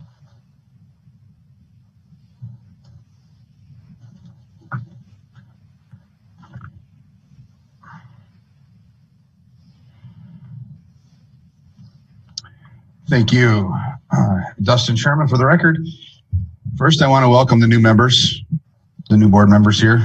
I hope you will all listen and pay attention to the concerns of all the parents and citizens that testify. Let me ask you all this first. How many of you can build an engine? Change a tire? Hang drywall? Or frame a house? I bet some of those junior ROTC kids can, or at least they can figure it out. I can do all of those because of the things I learned in school. Many of those things I learned in middle school. You are all elected to govern the public schools within this municipality and have my respect for doing so. But so many things have to be done to get the kids back to where they should be. There are many things I believe would make our school system a lot more robust and educational for the kids as a whole. For the last few years, many programs have been cut and or removed. I'd like to see many of those brought back. They are life skills. Many of those will help keep kids off the streets as adults. Home economics and shop class are two huge classes that should be added back to the curriculum. Many kids neither have the resources or drive to go to college, but want to better themselves with occupations that can be learned in a hands-on environment. Back in the 90s, I was one of those kids. College wasn't right for me. Your job as administrators is to facilitate and prepare these young people for their future, not just in more schooling, but actual life experience and life skills. Sewing, cooking, check balancing are important skills that one needs to survive and it's just as important as that piece of paper that you hand out at graduation. Tangible things in school like home economics, math, PE, and language skills are a must to continue learning, but coupled with life skills, actual life skills based learning will allow these young people to thrive on their own if they decide not to take on a four-year college education. There are a lot of trade schools that will not only save a young person a ton of money, but will also teach something that they can get in started very quickly. These types of job skills should be fostered, not taken for granted. Canceling our junior ROTC is one of the craziest things I've ever heard. This is something that these kids can learn. If they get stranded somewhere, they can survive. Why would ASD cancel that? It just makes absolutely zero sense to me. So I'm definitely opposed to that, and I'm opposed to the masks that you guys are wanting the kids to wear. I see kids every day in the business that I run, and they are all of them are completely opposed to it. Thank you. Thank you. Next in person, Annie Massey.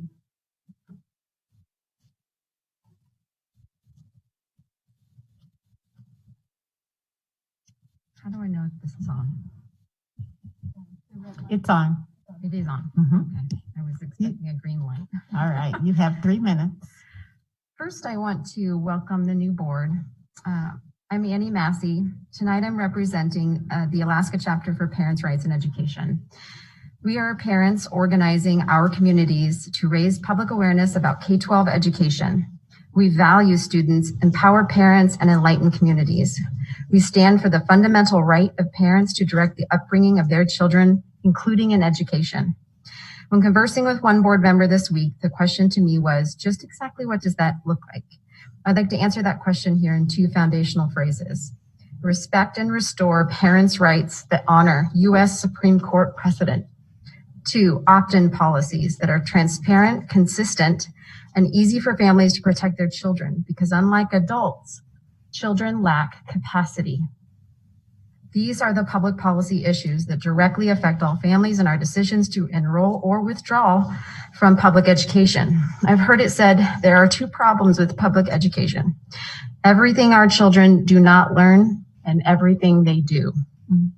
We can see this with Dr. Bishop revealing that only 28% of students have met the very low benchmark expectation, and an advancement of critical social justice policies in ASD. A broad agenda for PRE would be implementing a parental involvement program, viewpoint discrimination, addressing social emotional learning as an elective, addressing comprehensive sexual education as an elective. A current agenda items would be to review BP 6020 parental engagement, discrimination and medical privacy, including mask choice, critical social justice theory and language not stopped in universities, student and family data mining, retention, and sharing, removal of unnecessary non-academics. I've had the pleasure and great opportunity to work as being a stay-at-home mama, volunteering thousands of hours in public education for over 11 years. My husband and I, we work to ensure that we are the primary source for food, housing, emotional needs, and ultimately preparing for their futures, while teaching our values to them and expecting every educator and every curriculum to respect our values, not attempt to change them. Yet in the legislative priority meeting, legislator Harriet Drummond revealed a dead wrong interpretation of what public education is and is not. This dysfunction was spoken about such primal parental roles being usurped and replaced by public education. She said to the school board, "I know that there's a lot expected of you. Not only do you have to get our children prepared for the future, but you've got to feed them, you've got to house them, and you've got to make sure that their emotional needs are being met." Not one board member corrected her, so I will.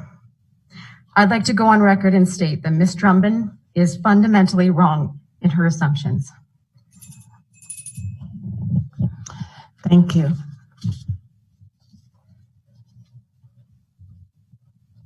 Our next speaker is on the phone, Polly Carr.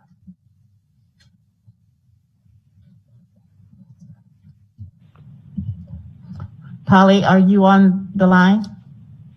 Yes, I am. Thank you. You have 3 minutes. Good evening. Okay. Good evening. I'm calling in from unceded Denali lands and recognize that all Alaskans are living on Indigenous lands. And I wanted to speak tonight to Alaska Native students being denied wearing cultural regalia at graduation. We have a painful history of colonization and traumatization inflicted upon Indigenous peoples across the country. And the impacts of this are felt every day throughout every system, including our education system. High school graduation is an incredible time during which each student's achievement is celebrated, allowing individuals to feel proud of themselves and for their community to recognize this milestone. My child is years away from graduating, but I can only hope her moment is filled with joy and pride and love. And so I'm heartbroken, as I know Superintendent Bishop and many on the school board are heartbroken over these incidents that deny Alaska Native students pride in their identity, connection with their heritage, celebration by loved ones whose hands often designed the regalia they intended to wear.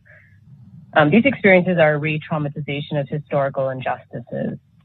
And I'd like to see the district issue a public statement that acknowledges and apologizes for the wrongdoing by personnel in denying students their regalia, commits that these types of injustices will not be allowed in the future, and commits to overhauling the policy so that Native families no longer have to seek permission to honor their cultures at graduation. But these incidents are emblematic of a much broader systemic issues in which our understanding of what is acceptable centers on a Western non-Native experience in which we have erased Alaska Native cultures to the point that many students think of Indigenous peoples as from the past, and in which curriculum still paints negative, ignorant pictures of Indigenous communities perpetuating harm. My own daughter has brought home homework this year that I am appalled by, as in terms of how it depicts Alaska Native cultures. So it's not surprising that these incidents occur. I'd like to see the district commit to implementing training for all faculty about Alaska Native peoples, histories, and cultures. And I'd like to see the district commit to aligning practices in accordance with the newly passed anti-racism and instructional equity policies, which I am very grateful for.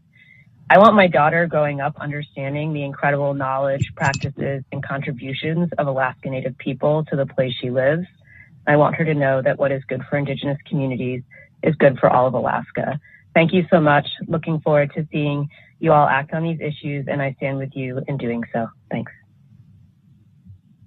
Thank you. In person, we have Amber Glasser.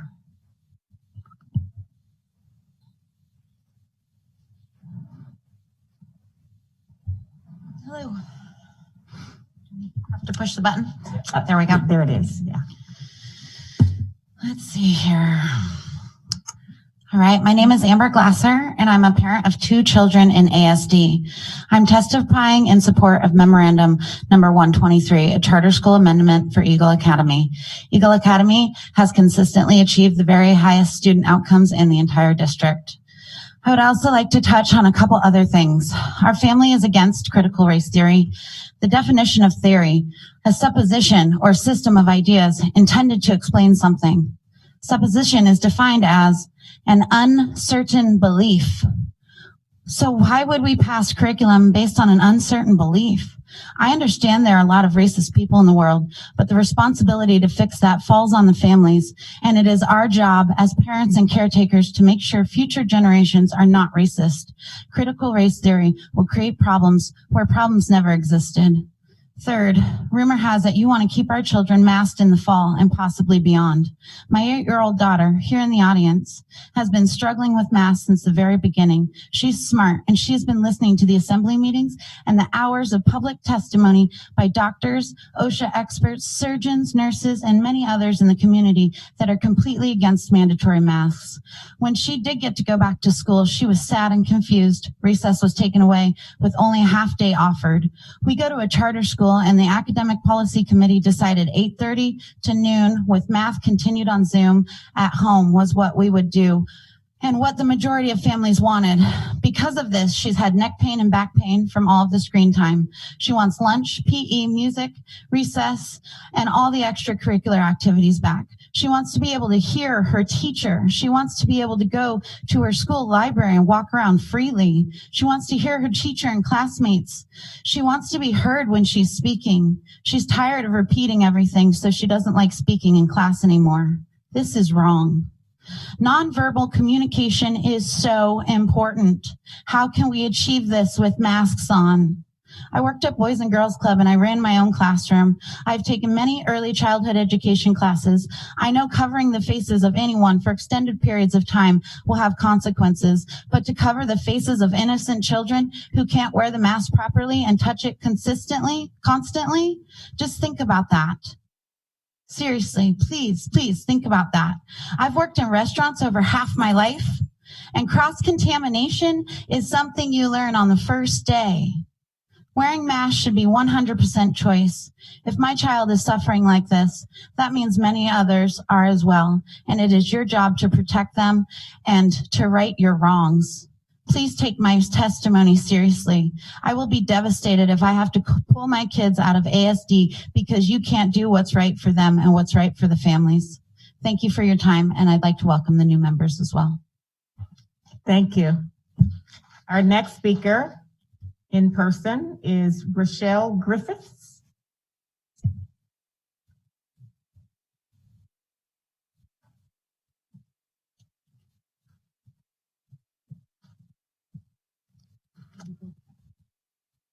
Hello. Hi.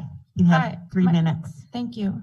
My name is Rochelle Griffiths, and I have a 13-year-old daughter in the Anchorage School District.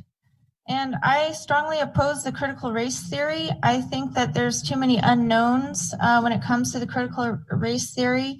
I've been involved in other aspects of our community and haven't been able to really look into what this is. I didn't think it was going to be passed. However, I go to Wikipedia and it says critical race theory opposes liberalism and it rejects the concepts of truth and merit. So I click on liberalism, and that's basically our American values and all the good things that America stands for. And if this is coming against America and focuses on all the negative things, a certain aspect that is not as big as this makes it out to be concerning race, then it is anti-American and it needs to be revisited. We need to put more parents, ask the parents what do they want their students to be taught, because I don't want to sit there this coming year and have to sit down every day and tell my daughter what is right and what is wrong that is being taught to her. So please revisit it. And then also concerning masks, it's a big problem. I really appreciate the parents who have come today to stand up against the mask. I didn't realize tonight why my daughter doesn't want to go to school. And one big issue is the mask. You know, the kids, their shoulders are hunched forward. They look down more. They're not as happy. She comes home. She doesn't want to wear a mask. And it's not okay to do this anymore. And it's not helping them. There's a lot of research that says the masks do not work. And it's just, you know, it's hurting the children. I just don't want to see them masked in the fall. And I think a lot of parents feel the same way. And I believe we don't need to be masking our kids anymore. And I'm here to stand up for my daughter because that's what I'm to do as a parent. They're just not good for our kids. And I think that for the last week of school, it would be great to see them unmasked, just so that they can see each other's faces. It just means a lot to be able to see people's faces. We've suffered enough. Our students have suffered enough. We just have to let it go and we have to move forward. And I'd like to welcome all of the board members and thank you for listening to me today. And I hope that we can work together to do the best by all students in the Anchorage School District. Thank you. Thank you. Okay, so there is, we received a written testimony and it will be attached. It is attached to the agenda online. And next up is our superintendent update.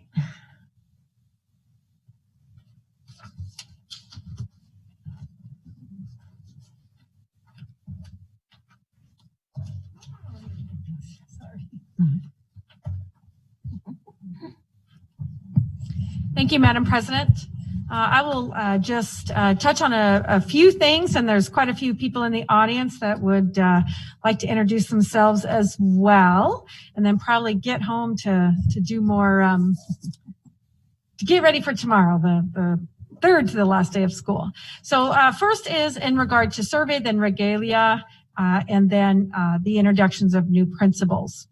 So I wanted to share just briefly with the whole board some of the work that the board president and I have looked into in regard to the ESSER 3 input. And in the law, for receiving of the ESSER 3, there's very deliberate language in regard to gathering information from different teachers, principals, school leaders, educators, school staff, basically stakeholders for the expense and the support of students in our school district. And last Friday, ASD released a survey to individuals that meet many of those categories. Our parents and our community members, it's actually wide open and they can select whom they represent themselves. But we're also planning for a stakeholder input on different groups. So providing the survey with questions to community, nonprofits, tribes, other interest groups in support of education of our youth for the use of the ESSER funds in the Anchorage School District. Then on May 27th, the board president and I have settled on the best date, that being for a town hall meeting with the board and administration, really to share the results of the different pieces of input, again, from the individual groups that are speaking for their membership and their goals and their experiences, as well as individuals.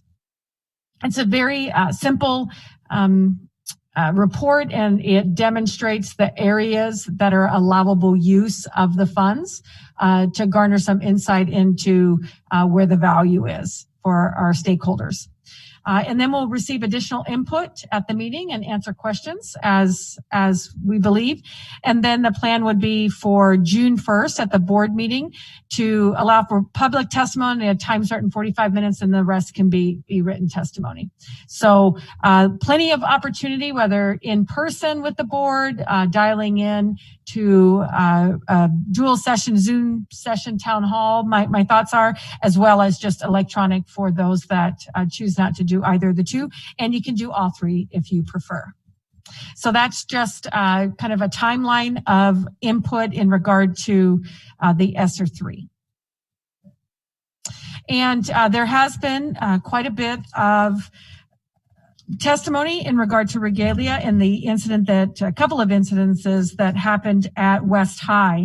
And what we don't know is other concerns that may have come up that weren't brought to our level. And so wanted to share with the board that immediately when we did find out, we took immediate action as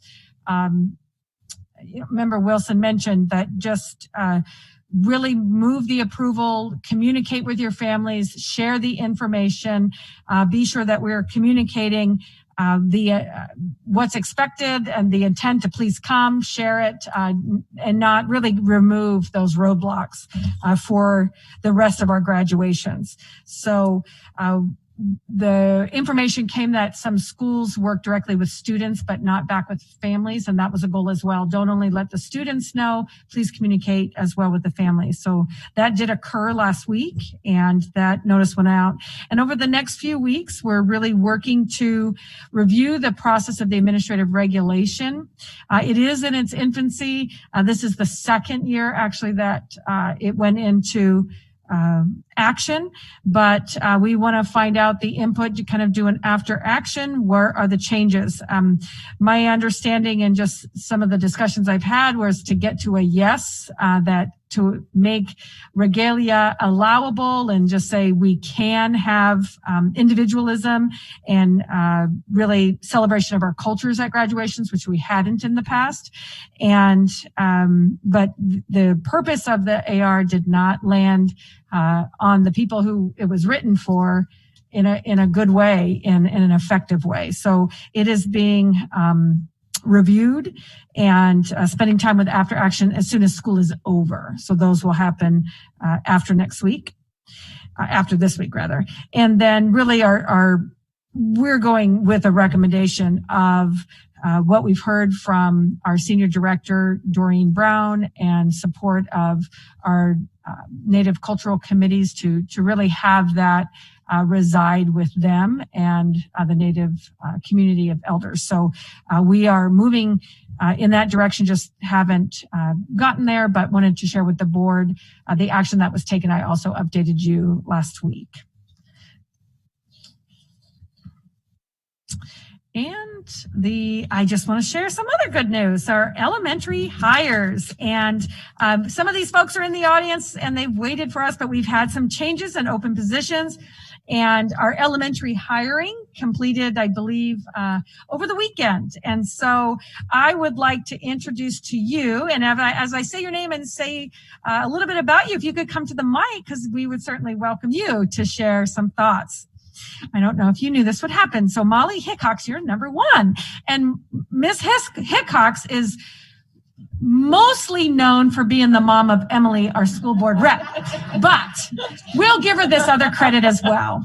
So Miss Hickox has been appointed Huffman Elementary School's principal beginning next school year, and she comes to us with 2 successful years as an assistant principal at Lake Hood, and I believe over 12 years at Girdwood, K-8. She's excited to join the Huffman community, and board, please join me in welcoming Mrs. Hickox to the principalship of Huffman. And if you just want to take a minute, Molly, you can share what you'd like with the board or not. It is totally up to you. Well, I'd just like to thank everybody for this opportunity, and I'm looking forward to starting the year at Huffman. I think it's an exciting time as we kind of emerge out of this pandemic stage and back to hopefully a little more normal looking school year. And I'm really excited to kind of take what we've learned during the pandemic. Our teachers have made a huge leap in learning, and I'm excited to see where that takes us moving forward. So thank you. Thank you, Molly. And this next principal couldn't be here, but Chris Opitz, who left Huffman Elementary to work at Taku Elementary, and Mr. Opitz will be starting the year at Taku next year. And Prior to that, he was an assistant principal at Sand Lake Elementary and a teacher at Bowman and Russian Jack. So he's been in our district for some time. He's excited to join the school community and desired just a change and to offer his leadership. And you might recall he and his staff shared the very first, I think it was December or January, the mitigation that in a school and what it would look like. So if you remember visiting Huffman. So we welcome him to Taku. Also, this person is here. So Tina, come on forward. Tina Bartlett. And Tina Bartlett is Ursa Minor Elementary School's new principal. And she'll start again next year. She's stepping into the principalship at Ursa Minor after a successful year assistant principal at Muldoon. And prior to that, she's taught at Willow Crest Elementary School for 11 years. And she's very excited to join the school community. And we want to welcome her. But in our discussion, it was kind of funny because we talked about her significant other, her husband. And I think we met a long time ago in another district. And I was just hoping, because he's a trooper, that it wasn't for anything bad. Because I was like, oh, you're related to that Bartlett? So it was I think it was good. And I just want to welcome you and thank you for your service and share a little bit about yourself as well. Hi, thank you so much for having me here tonight. I just want to express my gratitude for the opportunity. My goal is to be of service to our families in the Anchorage School District, and I want to build my capacity in a broader sense by doing this in a principal role. So I'm grateful for this opportunity. I'm a proud Anchorage School District kiddo. Miss Bellamy was my middle school principal, so I am grateful to be here, and I'm excited to keep pushing kids moving forward and collaborating with families to have an effective and successful year of growth. So thank you so much for the opportunity. Congratulations. I don't believe this next person is here. It's Eagle River Elementary School, and Dawn Campbell, who is presently at Baxter, is moving to Eagle River. And she's worked many years in ASD and began her teaching career at Eagle River Elementary, a school where she is going back to be the principal, the very brand new school. So it's quite exciting. She also taught at Ravenwood Elementary for 10 years before working 2 years as an assistant principal at Baxter in the last she's been at Baxter for the last 6 years as assistant principal. And just want to share that she is excited to go back to Eagle River. That's where she lives. That's where her community is. And so she was excited for that opening. And Eagle River Elementary welcomes her. And for Ursa Major Elementary School, did I get that? Yeah, Ursa Minor, and then this is Ursa Major. Jerissa Martin, and she couldn't be here with us tonight. She's taking care of a family member, but she'll be at Ursa Major starting next year as well. And Miss Martin is stepping into the principalship after 2 successful years of assistant principal at Fairview. She has a passion for education and personal ties to the military community, so it was fitting that she moved to Ursa Major and was very pleased to do so. And just welcome to Miss Martin at Ursa Major. And I don't know if she's listening to this tonight, but we welcome you too. So. And our next principal is here, Christine Irwin, if she can come forward. And she's at Wonder Park Elementary School. And I really do want to share my personal thank you to her. We pulled her from her position last spring, knowing that we were full-fledged into a pandemic, to lead a school with folks that she hadn't worked with and bring them through the pandemic in a successful school year. So I want to personally thank you for taking that leadership dive last year as an acting. We placed her as an acting, and her success, of course, has led to her liking the school and the school liking her. And now she is the full-fledged official principal of Wonder Park Elementary School. And she served as an assistant principal before that at Sand Lake and Bowman schools, which we pulled her most recently from Sand Lake last year. And she's excited to continue to work for Wonder Park, and she has a plan for many good things to come. Please join me in welcoming Christine Irwin as the Wonder Park Elementary School principal.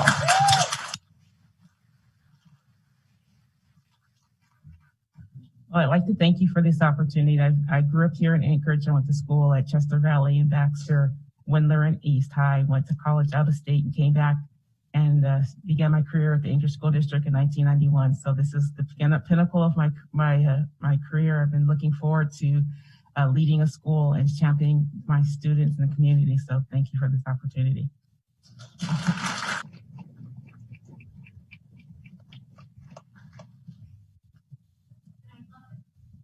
I love that folks have their family support and friends in the audience. Thank you. This next person was here but had to run home, and it is our new principal of Cassoon Elementary, Corey Engstrom. Her boss is here, though, present boss. So she can, and it's my pleasure to introduce Corey to you, and hopefully next meeting you can see her. She was sitting right next to out there, and she worked successfully as an assistant principal at Whaley School and 2 years at Clark Middle School prior to that. She's excited about her return to the elementary ranks where she began her career with ASD. And interesting, I had met her almost 20 years ago in a different position in a school that I worked in a different district. So it was good to reconnect and realize that we had known each other years ago. And we welcome to Cassoon Elementary School, Corey Engstrom. And I do believe Dr. Jenny Witt's in the audience with a guest and please come forward with your guest. And Dr. Jenny Witt is Campbell Elementary School STEM, and she will take over as principal next fall. She comes to the principalship after working for the last year as an assistant principal of Clark. And if you remember, as a side note, Mrs. Williams has really trained folks well, because we took her coworker and he is now at service. So poor Cecily is without her assistance. But prior to this year, Dr. Witt served as an instructional coach and special education teacher in ASD and worked as a science teacher and district technology director outside of ASD. So she was a perfect fit for Campbell STEM Elementary School. They were just thrilled. Please join me in officially welcome Dr. Witt and her little one as the new principal of Campbell STEM. I say thank you to everybody. We are new to Anchorage with the last 3 years. When people say, where are you from? I say Alaska, even though I wasn't born here. Being a military wife for 18 years, I forgot actually where I was from. You move every 2 or 3 years. In 2008, we were lucky to land in Alaska in Fairbanks. And when we left, we've just had this yearning to go back. When my husband retired, and at the age of 40, we had something unexpected. We were like, where are we going to raise our baby? And we asked all our other kids, all the other 5, where do you guys want to go? And they all said, Mom, we want to go home. And home was Alaska. So we're back here. We're excited to be taking over Campbell STEM. I have a lot of STEM experience, as Dr. Bishop had mentioned, and so we're just really excited, and we want to thank you.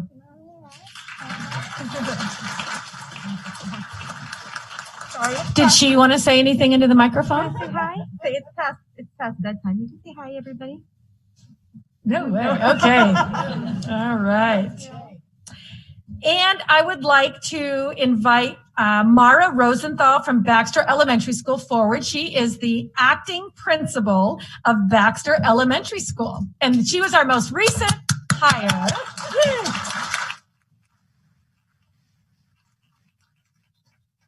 So Mara has served as assistant principal for 4 years at Willamette Elementary School. And prior to being an assistant principal, she also taught for several years at Willowa. She's very excited to join the Baxter Elementary community, and we do want to say thank you. We did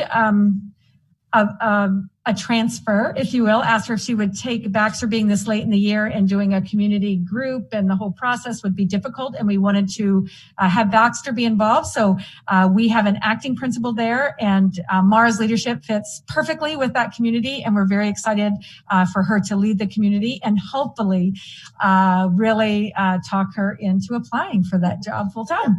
Mara.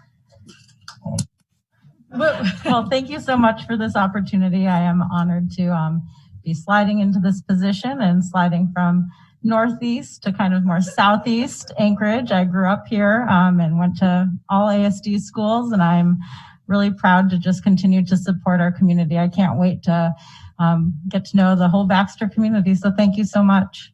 Thank you, Mara. All right. And Cherry Galloway is here. Oh, there she is. Come on. Come forward. So Cherry's our new principal at O'Malley Elementary School, and she will begin at O'Malley next school year. And she's stepping into the principalship at O'Malley after serving as an assistant principal and intern at Spring Hill and Creekside Park Elementary. 6 years successful classroom teaching at Orion as well. She's excited about the opportunity to join the O'Malley school community.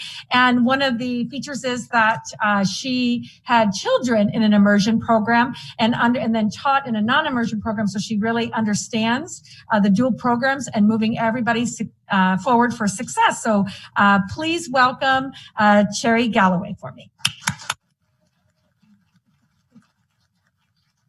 Thank you, Dr. Bishop, and thank you to the board. This has been a really amazing year of growth. Seeing the staff work so hard this year, I always get choked up, but through the pandemic and then also coming out of it, it has been a really good growth year for us all. It's been a very humbling experience. I have had the great privilege to serve the base community for the last 6 years, and I am so looking forward to going and joining the O'Malley family. It was a perfect fit being an immersion parent. I have a freshman in college that just got done at Oklahoma State this year. And then I have my other son is actually going to be a sophomore in the immersion program. And so this was a good fit, and I'm just thrilled to join the O'Malley family. So thank you so much. And our last elementary school principal is Eric Anderson at Spring Hill Elementary.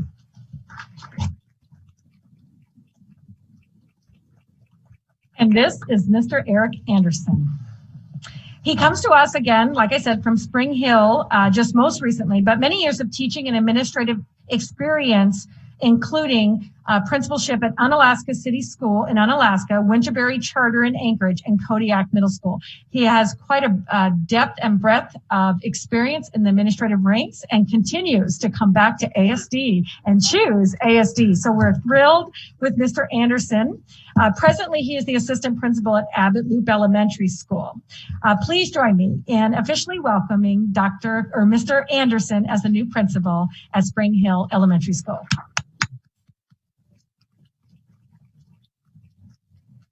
Thank you. I'm very honored to be here. I'm really excited to move forward and start working with Spring Hill staff and community.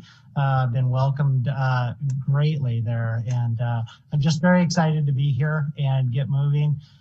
This year, with working with COVID, has taught me a lot about what really matters in education, and I'd like to take that knowledge and move forward. So thank you. Excellent. Thank you. Thank you so much. And then this is the final introduction of the board of our new principals. And please come forward, Maria Hernandez, principal of Stellar Secondary School.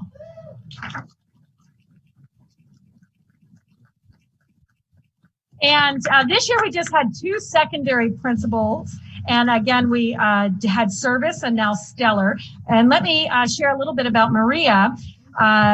Maria Hernandez has been appointed for next school year, and she brings a wealth of experience and knowledge to Stellar. She's currently serving as the assistant principal of Benny Benson Secondary School.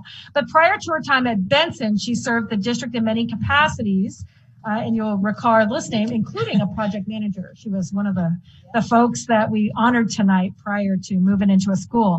She's been an acting counseling coordinator. She's been a counselor at Benson and Service High School. So she comes to us with lots of different skills and trades to be able to support Stellar. Please join me in welcoming Maria Hernandez as the new principal of Stellar Secondary School. Thank you for the introduction. I've been here so long, I forget what I've done already. Welcome to the new school board members. I am extremely excited to be joining Stellar. It's a wonderful program in school. It's been around for 47 years. Not many schools can say that. And so I'm just proud and excited to be part of that community and help move it forward and help our kids excel and do the best they can. So I'm really excited for this opportunity. Thank you. Thank you, Ms. Hernandez. And with that, I want to share with the school board that those are the final roundabout group of our hires as principals in ASD. The superintendent report is complete. Thank you. Thank you, Dr. Bishop, and congratulations to all the new principals. That's awesome. Lots of familiar faces. So, are there any questions for the superintendent regarding her report? Yes. Member Jacobs. Thank you, Madam President. First, I want to congratulate all the principals one more time. Appreciate their service. Dr. Bishop, could you speak to, we were talking about earlier the response to the regalia incident. I've heard that there might be training regarding that. Do you have a timeline at this point or an expectation as to when staff might be receiving that and when would be appropriate for the board to follow up? Sure. Well, we are beginning with really in the, through the president to Member Jacobs. In the fall, we have invited IU to speak with leadership at first, but our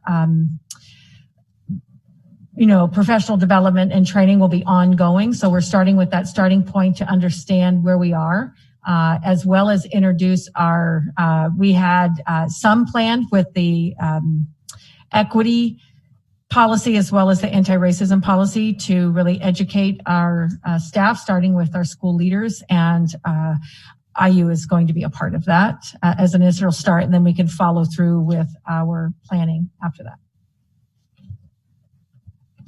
Other questions or comments? Member Lessons? Yeah, I thank you for really helping the community swiftly realize the significance of this moment. I think that when we locate that trigger, that thing, and then we act on it, that's a really important and useful, it's a launching pad for something new.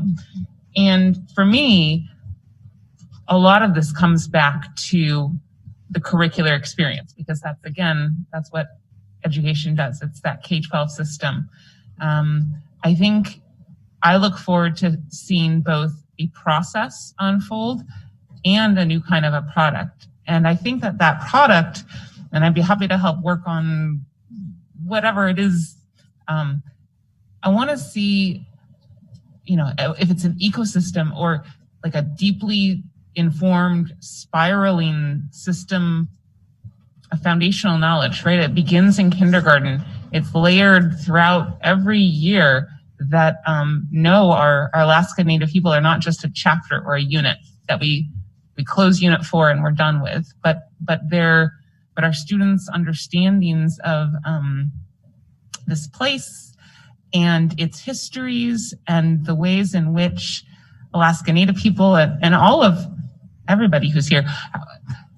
I'm not really sure where I'm going with this, but I think we can get there. I'm looking forward to a deeply informed process and product as a result of this sort of cultural moment. All right. Thank you, Member Lessons. Seeing no more, Member Jacobs. Thank you. I didn't want to cut anyone off from having a first question. Superintendent Bishop, we had a couple folks testify regarding the GROTC program cancellation. I was curious if you could speak to the thought process behind that program in particular, and if there were any circumstances surrounding it thank you. So in regard to that testimony, I certainly can answer that. And through the president to Member Jacobs, it actually, what the students shared, we're gaining more information, but there isn't a change to not allow it. There had been non-travel in our policy from part of our mitigation early on. And since new, and then lots of things have changed with sports and masking and unmasking and outside. So we've been updating those as we go along. We are looking into it. It looks like possible miscommunication at the school level because we have approved other ROTC units to do that. So we, if you saw immediately, they spoke to the students to get more information, and we're going to work on that. We'll report in the Board Connect. Any other comments? Member Wilson. The conversation regarding the regalia being worn during graduation, will that include an all-encompassed all-culture conversation? Through the president to Member Wilson, yes, the actual regulation and intent was for all cultures, and that's what was displayed. Yeah. Okay, that brings us. Thank you, Dr. Bishop. That brings us to our consent agenda. Madam President, I'd like to move the consent agenda, which consists of March 16th, 2021 regular session minutes, the ASD memorandum number 116, personnel report, ASD memorandum number 107, award of professional services agreement, professional services selection for multi-site secure vestibule upgrades, group 3 and group 4. Is there a second? Second. It's been moved and second that we approve the consent agenda as listed. Is there any opposition? Seeing no opposition, the consent agenda is approved. That brings us to our action items. And I think we have public testimony. Where's my little list? Did I take that? Okay.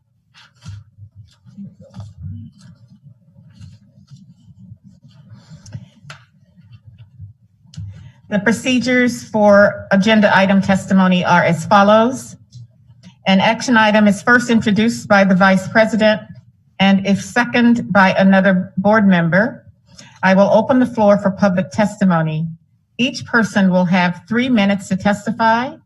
When 30 seconds remain, a chime will ring to inform you so that you can finish your sentence. After all testimony closes, I will open the floor for board discussion before finally calling for the final vote. The voting results will be displayed. All right. So, and there is also written testimony that is attached to the agenda online. So we are at member. Yeah.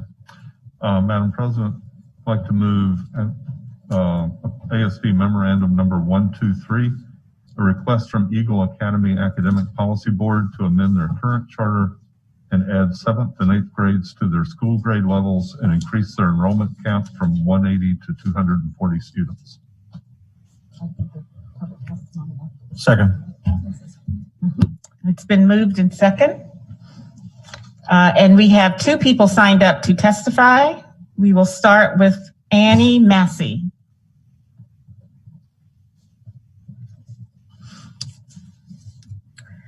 Hello again. Hi. My name is Annie Massey. I'm a parent of 3 children, 2 in ASD and 1 currently at Eagle Academy Charter School. We actually have a second student that has also lotteried in, and depending on how things go with Anchorage School District, we may or may not still be in public education, but Eagle Academy Charter School is exactly where I'd like to be. I'm testifying in support of Memorandum 123, a charter school amendment for Eagle Academy. Eagle Academy has consistently achieved the very highest student outcomes in the entire district. They offer a dress code, which I believe, if enacted district-wide, would alone improve our district outcomes.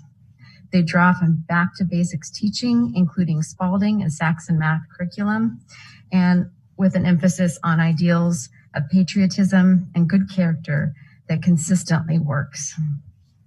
This expansion means a furthering of this successful model for middle school students and the opportunity to expand enrollment, support our goals to increase grade 3 through 9 proficiency in math, and the guardrail that honors and represents more student groups in lottery application programs within ASD. This expansion will provide a valuable example for other lottery application programs to also expand, and of how we can easily improve student outcomes in the Anchorage School District neighborhood schools. Thank you for your time. Thank you. Our next speaker is, I think, Vanessa. I can't read your last name. Her? What is that? Him? We'll let you tell us. How's that?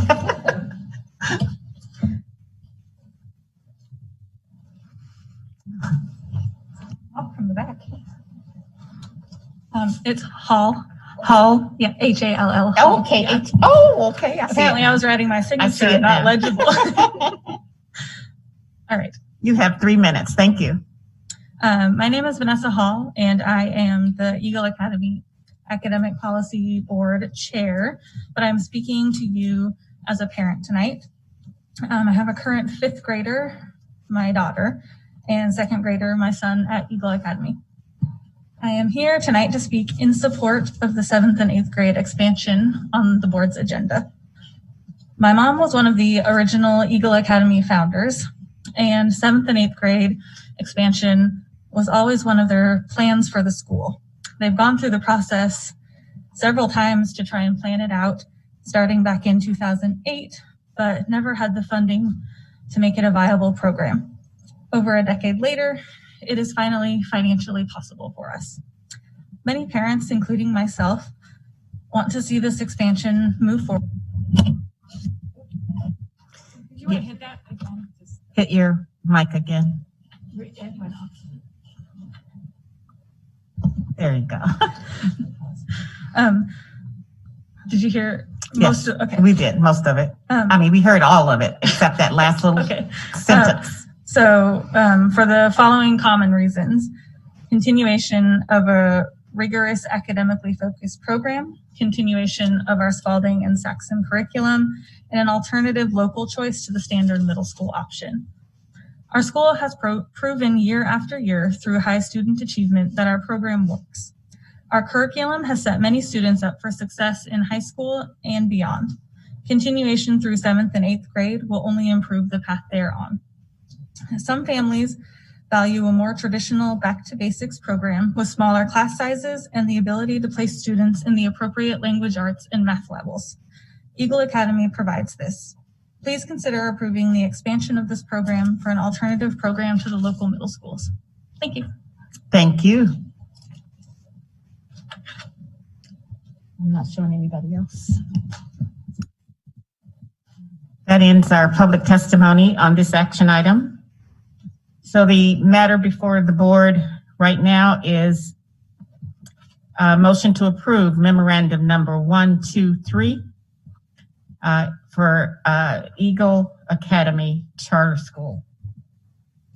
The floor is now open for debate. Yes, through the chair, I'd like to ask the administration if they're in support of this change. Thank you. Through the chair to Member Holloman, yes, we support this request. Other questions? Any more debate? Yes, Member Lessons. So this is my 2nd meeting. I have spent an inordinately large number of minutes considering, maybe hours, considering this because it's the first chance I feel like I've had to really consider how to make a choice in a kid's best interest. And I've been impressed at the academic plans, that the goals for 7th grade are opportunities to explore diverse points of view, to learn from conflicts, challenges, and change, to explore multiple perspective and appreciate yourself and others. And I think those are really important and admirable. I've been impressed that the director of charter schools, I sat next to him at the family partnership graduation, and he said this is a well thought out plan. It takes place over 3 years. Nothing happens next year. They think it through. A little bit happens the year after that. A little bit more happens the year after that. So conceptually, it makes sense, and it's great to hear the administration's support. And I asked a lot of questions in my first official request for information, and I got some answers. I guess for me, the biggest, and I'm hoping that other people can speak here, how does how does removing these 60 kids, what's the ripple effect in another school? How does it change class sizes for those other schools, those students? And not just class sizes, but, are there fewer curricular options? So there's a lot of support for this program, which I appreciate. I just don't hear what that larger ecosystem, what happens there? If I think about a kelp forest, and if you remove something from that kelp forest, something else happens. And that's not exactly the same thing as what's happening in the Eagle Academy Charter School. But I do see us as all connected. And maybe my quest for information is never going to have a concrete answer. But I do have the awareness that removing $571,000 from Greening and Mirror Lake in some capacity and building Eagle Academy, that's going to mean something for some students. So I really like how well thought the plan is. I just don't know what will happen at the other schools. Dr. Bishop, did you want to respond? Sure, through the president to member lessons, and that would be difficult for us to know as well because we really don't know the future choices. We don't know the future, but in line with the board goals and parent support and liking it, I have always been a supporter of parents being able to. Parent involvement is key to any child's success, and that this is a well thought out plan. They are stakeholders in the program already. If this isn't offered, they could leave the district entirely, which would even be additional funds. And so if we speak in the unknowns, it's difficult. We don't know where kids land. But what we've done and demonstrated through this pandemic is that we create and build programs that parents support and desire and see their child successful in. I share with principals that you don't have to have a school that's everything for everybody, because we can't meet that need, just like we'll just water it down. But I hope that all of our schools are the special place for someone. This same discussion, just so you know, was in place when we started Alaska Middle College. We weren't thinking of what students can get and parents can get with the option. We were worried about what everyone else lost. But I am secure in knowing that the schools that are supported by parents, built thoughtfully, have evidence of success, and are researched, that we can adjust and meet the needs of students. And so I totally understand where you're coming from, because previous to this, I did not recommend growth because of the uncertainty and actually the success involved. But every step of the way, this proposal has met every marker. It went through an administrative review. It went through planning. It has parent support. And I just think that we make decisions today based on the needs of children. And we are a living, breathing organism of a district to begin with, and it's changed over the years. And if we didn't support the programs and the ideas of our parents and what they enjoy around them, that would be problematic for the future, because school will always continue to adjust and look different, as it should, as we move forward. And so I don't see as huge of an impact because it is such a smaller number. We did look at what does other look like, but because we don't know whether they would even be removed from the district, we just wouldn't have a sense of that. So, but certainly I would want you to know that the thought of revenue and adjustments did come to mind, but in the belief that funding is for students and their education, that we could figure it out as a district to support this. And I guess that was a long answer, but hopefully it provided the background of how we made our decision to support it. Thank you. Member Higgins, and then we'll go to Member Holloman. Thank you. Madam President, I think Member Lessons asked a question. She's supposed to be here a year before she's supposed to know to ask that question, so I object to it that way. But there's been a lot of history in this that you've raised a very good question. We've looked at the issue of consolidating schools, how that could expand optional programs at one point. We also saw that when schools got bigger, you got less money coming in from the state because they expect to be the efficiency. So when you consolidate, you actually can lose money rather than actually pay for savings to the taxpayers locally on what we're doing with education. So you raised a very good question, I think. I think the focus I've always had is what's going to be best for the kids. The more involvement from the parents, the better for everybody. And I find I haven't seen a school board yet that hasn't supported new charter schools and expansion of the charter schools because of that reason. The academic results have varied when you look at the demographics of it and what schools are really being performers versus others, and sometimes we draw conclusions without looking at demographics. But I think I agree with you that looking at the impact of this goes beyond that within it. But I think we moved staff around from schools to schools. Its population changed anyway, so it didn't make a difference that way. We have the ability within this larger school district to move staff if we have a significant impact. I remember when we had a number of teachers at Vegas Middle School that broke off for the charter school, and we worked with that just as well. And we knew we lost some of the students there. So while I do appreciate the question, I think it shows an insight that you're looking at the big picture, and I appreciate that. I think the parents' involvement is so critical, and I think the charter schools do such a good job of bringing in the parents' involvement that I've always been supportive of expansion like this and new charter schools when they come in. But I appreciate the question. Thank you. Member Holloman. Thank you, Member Higgins.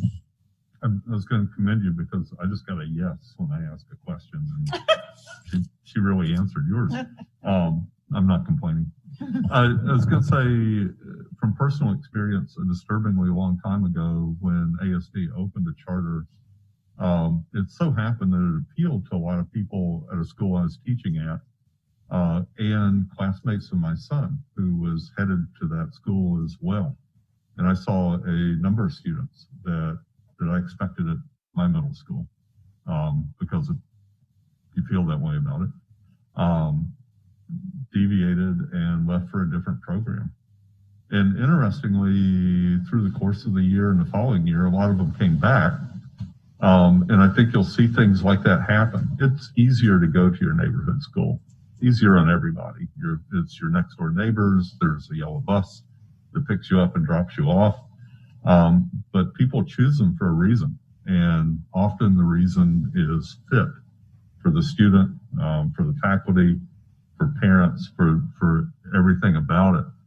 Recently, I sat through the graduation ceremony for that same program, and one of the things you'll hear from our smaller schools is students stand up and say, "I don't think I'd be here if this place wasn't here." And they'll often acknowledge that they don't fit very well in the normal school, in the average setting. For some kids, it's great. That's just exactly where they want to be. But I just see a lot of strength in all the different programs we have. Schools will have to deal with it. And if you actually see students choosing other programs, that makes people in neighborhood schools kind of step back and look at whether or not they're really delivering what they think they're delivering. It's kind of there is competition there in that way, not so much that you want to take students away from another school, but you just want to be aware of what's driving their success, especially if it is having that impact. And then there is the larger impact of the fact that the more programs like this we have, the better chance we have of students staying in the district rather than being frustrated by a more general school that doesn't meet their needs. So I'm very glad to see them go through all the process. Expansion is great. It's an exciting time for a school to add to that, and we wait and see what happens. So I will support it and wish them well. Thank you. Any other comments? Yes, Member Wilson. I just wanted to tag along basically what Member Holloman said, is that our students all, and those of us that have kids, we all know that our students learn differently, and trying to find the best fit for each of our kids so that they can find their own success is really important. And what I appreciate about the Anchorage School District is that we have so many choices for our students. And as parents, if we're so willing to put in the additional effort to get them to different schools, which believe me, I've done, that those opportunities are there for them to find their own success. And these smaller programs, they are often a great fit for those few students that really need that smaller type of learning. And some of my kids liked the larger school settings. So I just wanted to say that I really appreciate all of the different options that the Anchorage School District provides for our students. So I also will support this. Okay. And I'll just make a quick comment. I will be supporting it as well. You know, I think any given year there's so many unknowns. We have zone exemptions, you know, that families can take advantage of, you know, that will put them somewhere else. But I think this plan is absolutely well thought out. It takes place over time. And the kids who are going to be those 7th and 8th graders are already there. And I think that's, so I will be supporting it. Seeing no more comments, let's go. I call for the vote. Member Donnelly, can you hear me, Member Donnelly? Yes, I can hear you. I'm ready to vote. Okay. Oh, I thought you had a comment. All right. Hold on. Member Jacobs. Yes. Member Lessons. Yes. Member Donnelly. Yes. Member Higgins. Yes. Member Holloman. Yes. Member Wilson. Yes. And President Bellamy. Yes.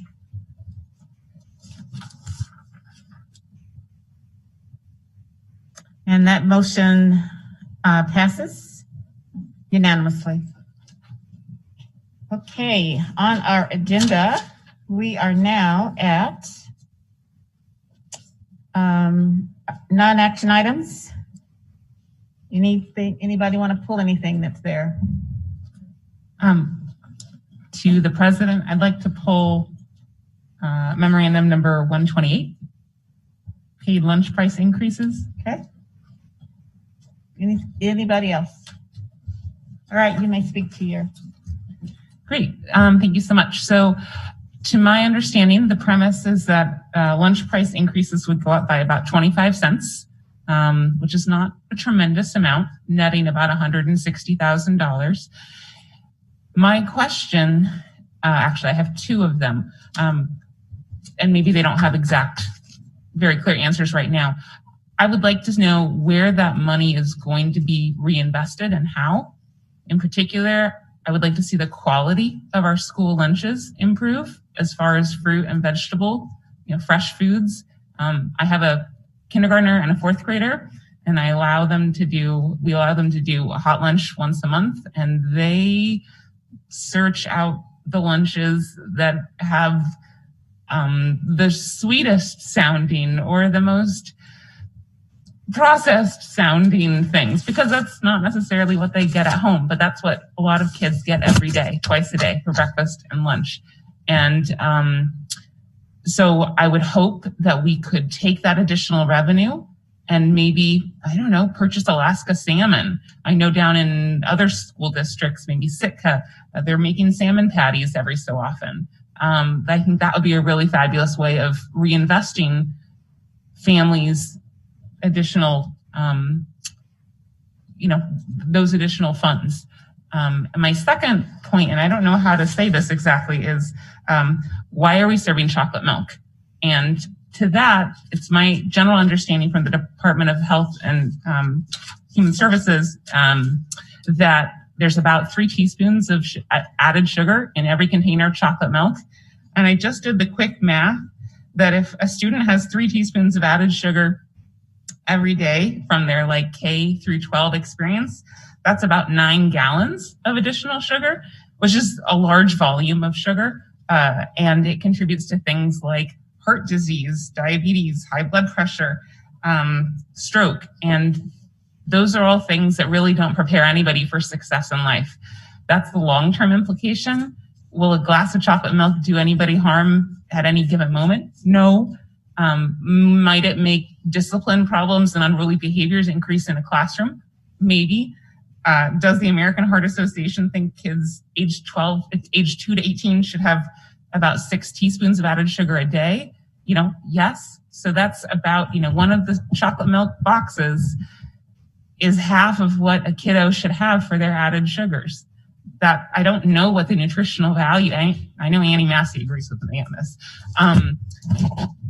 So I don't know what to do with this information, but I would like to see the additional revenues be reinvested for our students' well-being. And I would like to maybe make a motion, if it's in the action item stage in 2 more weeks, that we consider removing chocolate milk. And I don't know how to do that. Okay, hold on, let me ask Dr. Bishop to respond to your initial 2 points. Okay, thank you. Correct. Through the president to member Lessons, I think you asked 2 questions that I'm going to request assistance from Tom Roth. Where does the money go and why chocolate? Why do we sell chocolate milk? Were the 2 questions within the statements. Thank you, Dr. Bishop, through the board president to member Lessons. So, and I'll defer to Mr. Ratliff to speak specifically to where the revenues go when they are collected through the point of sales in schools. But I think in general, student nutrition, unlike most departments, is really expected to be a going entity, in that the revenues that student nutrition generates through paid meals and through federal subsidies go to pay for that department, and that student nutrition is not funded through the general fund. So that's where those monies go to.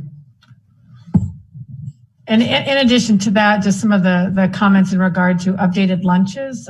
Prior to the pandemic, we do have a changeover in our high schools offering unprepared meals and just with different trays and farm to school products.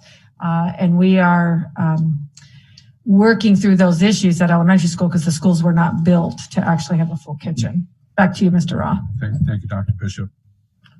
So I would say, and it's probably a much more involved conversation in terms of the procurement of local produce and meats. The district student nutrition does procure locally. There are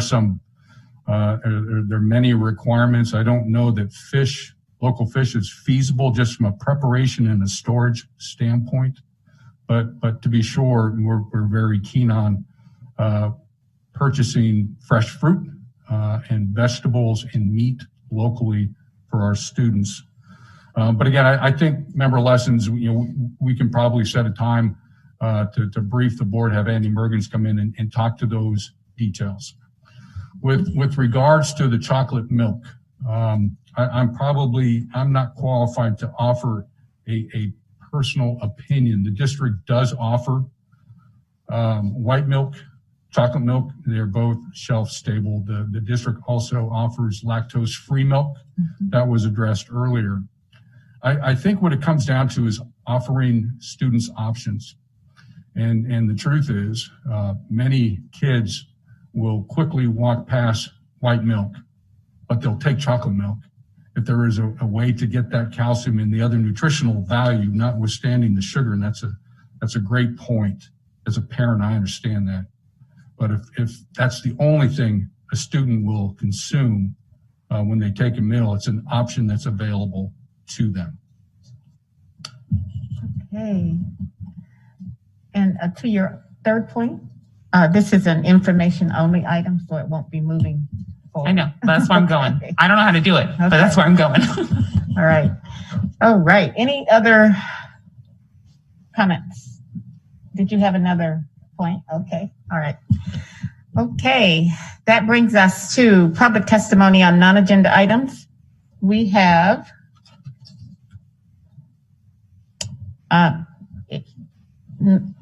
Natalia Gruvogel.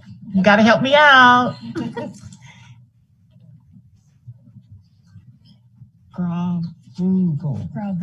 Gravogel. Natalia Gravogel. Okay.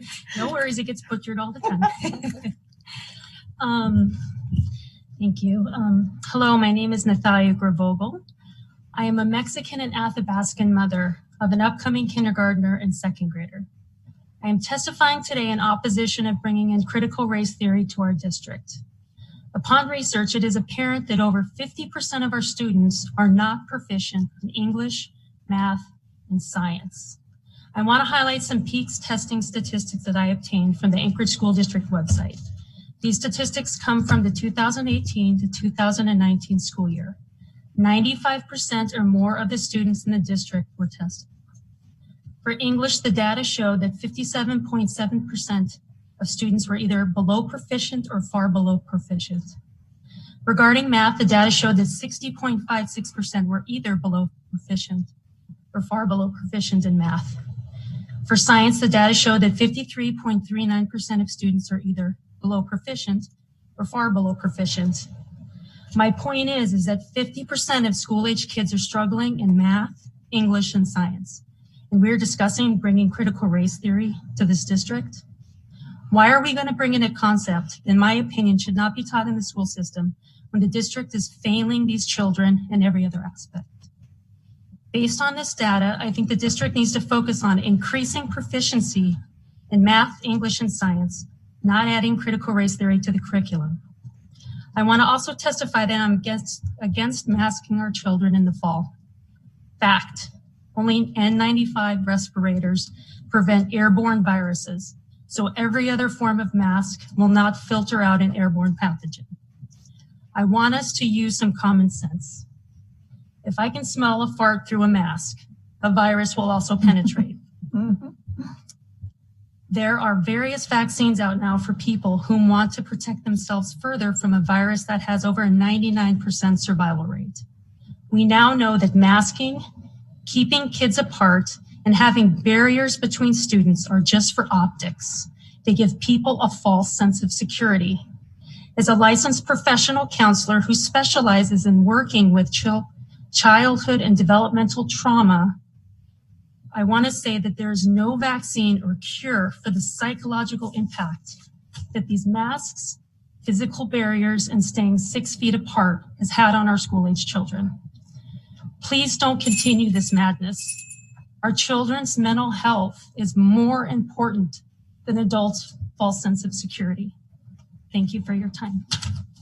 Thank you.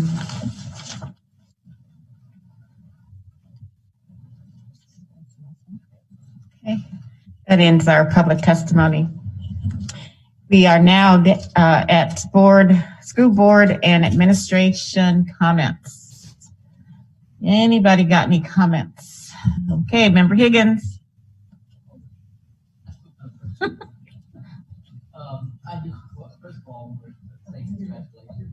Your mic, please.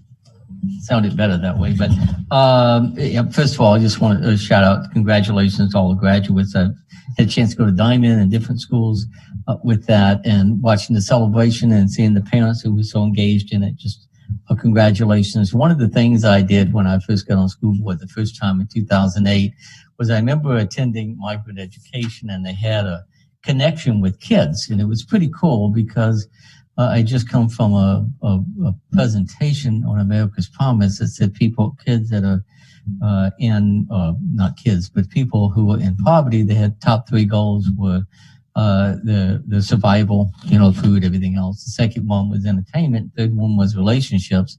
And it was all set up to do that. You walked in and there was food, there was arts and crafts and books and connections. So one of the kids wore the paper ear, did a rabbit ears kind of thing, and I wore it school board. So what can I tell you? You got to give them credit. And one of the things I did this weekend was this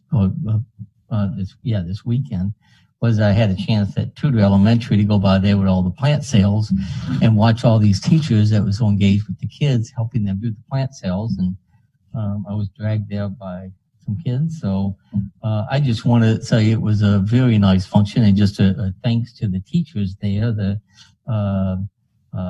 Chelsea Boydman, Danny Jeffries, Christy Kojic, and I'm sure I'm mispronouncing all this, so don't hold it against me. Jessica Mallory, Courtney Romine, I guess, Derek DeBusk, and Katan Canet. It was just, it was just so connected with the kids, so I had to buy 3, but I have to share one thing with you. It's pretty cool, because let's see, this is if I want to do this right, this is Ori Lauke, and this is Aiden Lauke, and this is Sophia Buckhold.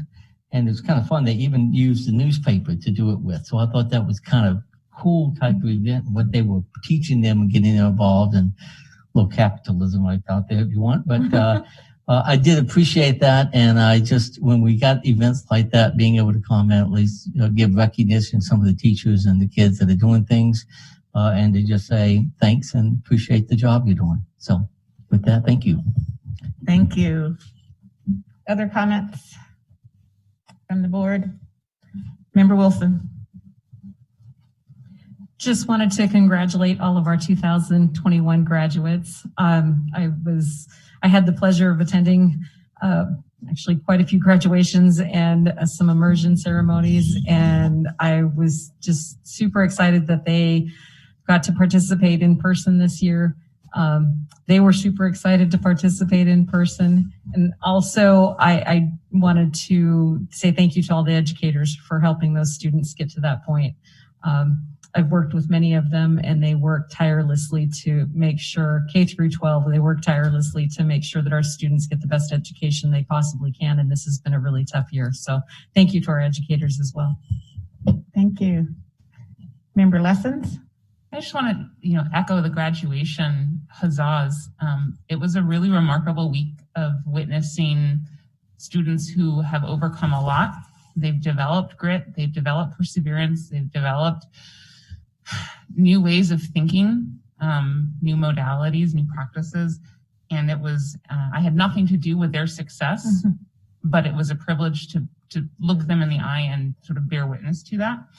And I also wanted to add that in addition, I had the chance to help be a community participant in the Rogers Park Highly Gifted Ropes course. And if the others of you haven't heard of it, it's this rites of passage experience.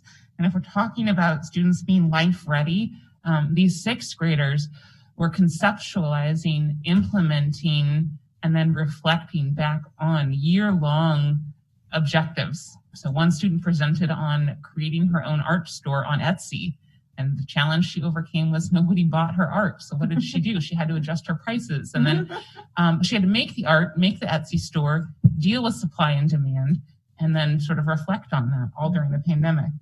Another student, she wanted to do a big project on American Sign Language.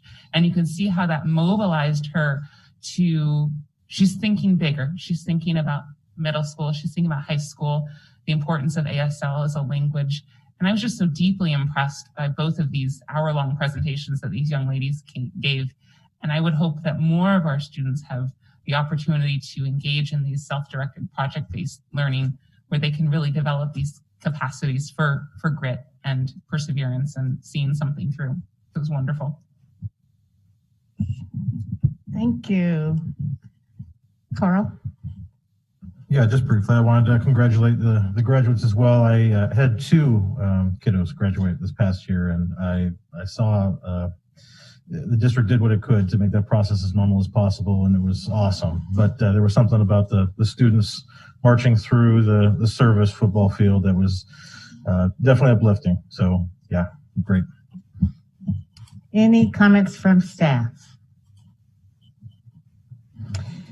I'd just like to share a couple of things relative to congratulating the graduates, of course. It was cold. I'm not going to tell no, it was cold. It was windy, but it was fabulous. I absolutely enjoyed that experience, especially not having having a different experience last year. The other thing is the Korean American scholarship program. I got invited to that, and it was basically students from throughout the community with their actual mentors who had actually, or sponsors. And so those kids got recognized with their families for that. And I really enjoyed being a part of that. I attended Winterberry's virtual community meeting, and that was a great experience because I didn't know as much as I thought I knew about Winterberry and the Waldorf philosophy. So I was really glad to hang out with the parents on that. The Rasmussen Foundation also convened a meeting that was very enlightening, and they are sponsoring a couple of, the people on the call were all doing some wonderful things. But there is a Blacks in Alaska project that is being sponsored by them. And I just think that's going to be a wonderful addition to our historical context here in Alaska. And then the only other thing had to do with a virtual town hall to just see where all the policies are. And they're kind of everywhere. But with that, Madam President? Yes, Mr. Donnelly. Thank you. I really appreciate the data that was provided by the administration regarding our math testing over the past 20 years. I would very much appreciate if they can shed any light on why the transition from the SBA testing in 2014 to the AMP in 2015 resulted in such a dramatic drop in the proficiency assessment.